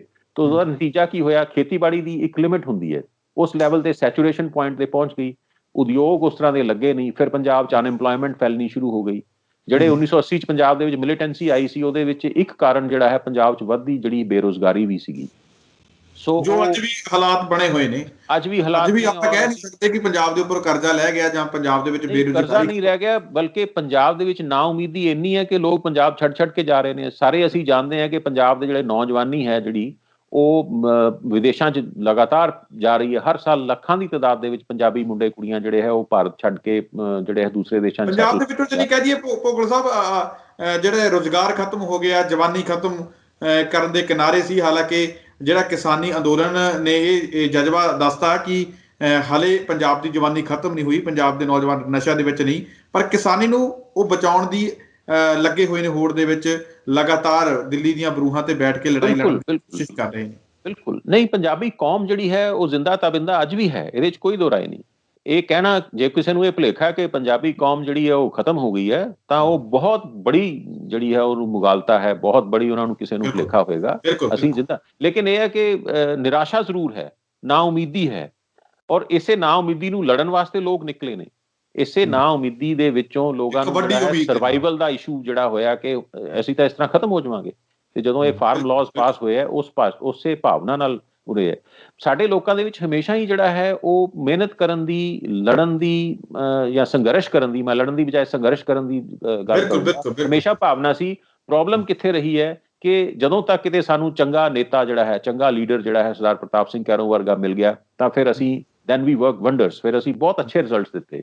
ਤੇ ਪਰ ਅਨਫੋਰਚੂਨੇਟਲੀ ਉਸ ਤਰ੍ਹਾਂ ਦਾ ਲੀਡਰ ਜਿਹੜਾ ਹੈ ਉਸ ਤੋਂ ਬਾਅਦ ਹਜੇ ਤੱਕ ਤਾਂ ਨਹੀਂ ਸਾਨੂੰ ਮਿਲਿਆ। ਸੋ ਇਸ ਕਰਕੇ ਅਸੀਂ ਜਿਹੜਾ ਹੈ ਉੱਥੋਂ ਮਾਰ ਖਾ ਰਹੇ ਹਾਂ। ਤੇ ਉਮੀਦ ਹੈ ਆ ਜਿਹੜਾ ਸੰਘਰਸ਼ ਦਾ ਦੌਰ, ਅੱਜ ਵੀ ਯਾਦ ਕਰ ਰਹੇ ਸੀ ਉਹਨਾਂ ਨੂੰ, ਬਿਲਕੁਲ ਯਾਦ ਕਰਦੇ ਰਹਾਂਗੇ ਹਮੇਸ਼ਾ। ਪੰਜਾਬ ਦਾ ਐਡਾ ਵੱਡਾ, ਐਡਾ ਮਹਾਨ ਸਪੂਤ ਸੀ, ਯਾਦ ਉਹਨਾਂ ਨੂੰ ਕਰਾਂਗੇ, ਸ਼ਰਧਾਂਜਲੀਆਂ ਵੀ ਭੇਂਟ ਕਰਾਂਗੇ, ਔਰ ਉਮੀਦ ਕਰਾਂਗੇ ਕਿ ਉਹੋ ਜਿਹੇ ਫਿਰ ਕੋਈ ਸੰਘਰਸ਼ ਜਿਹੜਾ ਨੇਤਾ ਪੈਦਾ ਹੋਵੇ ਸੰਘਰਸ਼ ਦੇ ਵਿੱਚੋਂ। ਜਾਂ ਅੱਜ ਅਸੀਂ ਯਾਦ ਕਰ ਰਹੇ ਹਾਂ ਤੇ ਲੋਕ ਉਸ ਤੋਂ ਕੋਈ ਪ੍ਰੇਰਨਾ ਲੈ ਕੇ ਸ਼ਾਇਦ ਕੋਈ ਅੱਗੇ ਕੋਈ ਕਦਮ ਇਸ ਤਰ੍ਹਾਂ ਦਾ ਚੁੱਕੇ, ਬਹੁਤ ਜ਼ਰੂਰੀ ਹੈ। ਬਿਲਕੁਲ ਜੀ। ਭੁੱਗਲ ਸਾਹਿਬ ਜੀ ਸਾਡੇ ਨਾਲ ਜੁੜੇ, ਇੱਕ ਖਾਸ ਸ਼ਖਸੀਅਤ ਦੇ ਬਾਰੇ, ਆਧੁਨਿਕ ਪੰਜਾਬ ਤੋਂ ਨਿਰਮਾਣ ਤੋਂ ਲੈ ਕੇ ਅੱਜ ਤੱਕ ਦੇ ਪੰਜਾਬ ਦੇ ਬਾਰੇ ਤੁਸੀਂ ਖਾਸ ਤੌਰ ਤੇ ਸਾਡੇ ਨਾਲ ਗੱਲਬਾਤ ਕੀਤੀ ਹੈ, ਲੋਕਾਂ ਨੂੰ ਹਰ ਇੱਕ ਗੱਲ ਤੋਂ ਜਾਣੂ ਕਰਵਾਇਆ। ਤੁਹਾਡਾ ਬਹੁਤ ਬਹੁਤ ਧੰਨਵਾਦ। ਬਹੁਤ ਧੰਨਵਾਦ ਤੁਹਾਡਾ ਵੀ, ਔਰ ਸਾਡੇ ਦਰਸ਼ਕਾਂ ਦਾ ਵੀ ਬਹੁਤ ਧੰਨਵਾਦ। ਤਾਂ ਇਹ ਸਨ ਪ੍ਰੋਫੈਸਰ PS ਭੁੱਗਲ ਸਾਹਿਬ, ਜਿਨ੍ਹਾਂ ਨੇ ਇੱਕ ਮਹਾਨ ਸ਼ਖਸੀਅਤ, ਮਹਾਨ ਮੁੱਖ ਮੰਤਰੀ ਪੰਜਾਬ ਦਾ, ਜਿਸ ਦੇ ਬਾਰੇ ਦੁਨੀਆ ਗੱਲਾਂ ਕਰਦੀ ਹੈ ਤੇ ਅੱਜ ਵੀ ਯਾਦ ਕਰਦੀ ਹੈ, ਜਿਸ ਦੇ ਕੀਤੇ ਹੋਏ ਕੰਮਾਂ ਨੂੰ। ਤੇ ਬਹੁਤ ਸਾਰਾ ਜਿਹੜਾ ਹਿੱਸਾ ਪੰਜਾਬ ਦਾ ਅੱਜ ਵੀ ਹੈ ਜਾਂ ਹਰਿਆਣੇ ਦਾ ਹੈ, ਉਹਨਾਂ ਦੀ ਦੇਣ ਦੱਸੀ ਜਾ ਰਹੀ ਹੈ। ਤੇ ਨਾਲ ਹੀ ਨਾਲ ਉਹ ਵੀ ਇਹ ਵੀ ਗੱਲ ਕਹਿੰਦੇ ਹੁੰਦੇ ਸੀ ਭੁੱਗਲ ਸਾਹਿਬ ਦੀ, ਜੇਕਰ ਮੰਨੀਏ ਕਿ ਜਿੰਨਾ ਚਿਰ ਮੈਂ ਜਿਉਂਦਾ ਪੰਜਾਬ ਦੇ ਟੋਟੇ ਨਹੀਂ ਹੋਣ ਦਿਆਂਗਾ। ਪਰ ਜਿਵੇਂ ਹੀ ਉਹਨਾਂ ਦੀ ਡੈਥ ਹੋ ਗਈ ਤਾਂ ਉਸ ਤੋਂ ਬਾਅਦ ਪੰਜਾਬ ਕਈ ਹਿੱਸਿਆਂ ਦੇ ਵਿੱਚ ਵੰਡਿਆ ਗਿਆ, ਉਹਨਾਂ ਦੇ ਵੱਲੋਂ ਬਣਾਇਆ ਗਿਆ ਆਧੁਨਿਕ ਪੰਜਾਬ ਅੱਜ ਕਿਹੋ ਜਿਹੇ ਹਾਲਾਤਾਂ ਦੇ ਵਿੱਚ ਹੈ ਤੁਸੀਂ ਸਭ ਦੇਖ ਸਕਦੇ ਹੋ। ਤੇ ਭਲੀ ਪੰਤੂ ਜਿਹੜੇ ਹੈਗੇ ਤੁਸੀਂ ਜਾਣੂ ਆ ਅੱਜ ਦੇ ਪੰਜਾਬ ਤੋਂ। ਤੇ ਉਮੀਦ ਕਰਦੇ ਹਾਂ ਤੇ ਅਰਦਾਸ ਵੀ ਕਰਦੇ ਹਾਂ ਕਿ ਸਰਦਾਰ ਜਿਹੜੇ ਹੈਗੇ ਪ੍ਰਤਾਪ ਸਿੰਘ ਕੈਰੋਂ ਸਾਹਿਬ ਵਰਗਾ ਇੱਕ ਲੀਡਰ ਇੱਕ ਵਾਰ ਫਿਰ ਤੋਂ ਪੰਜਾਬ ਦੇ ਵਿੱਚ ਪੈਦਾ ਹੋਵੇ, ਤਾਂ ਜੋ ਅੱਜ ਦੇ ਹਾਲਾਤਾਂ ਦੇ ਵਿੱਚੋਂ ਪੰਜਾਬ ਨੂੰ ਕੱਢ ਸਕੇ। ਇਸੇ ਉਮੀਦ ਦੇ ਨਾਲ ਦੁਬਾਰਾ ਫਿਰ ਮਿਲਾਂਗੇ। ਤਦ ਤੱਕ ਲਈ ਦਿਓ ਇਜਾਜ਼ਤ। ਧੰਨਵਾਦ।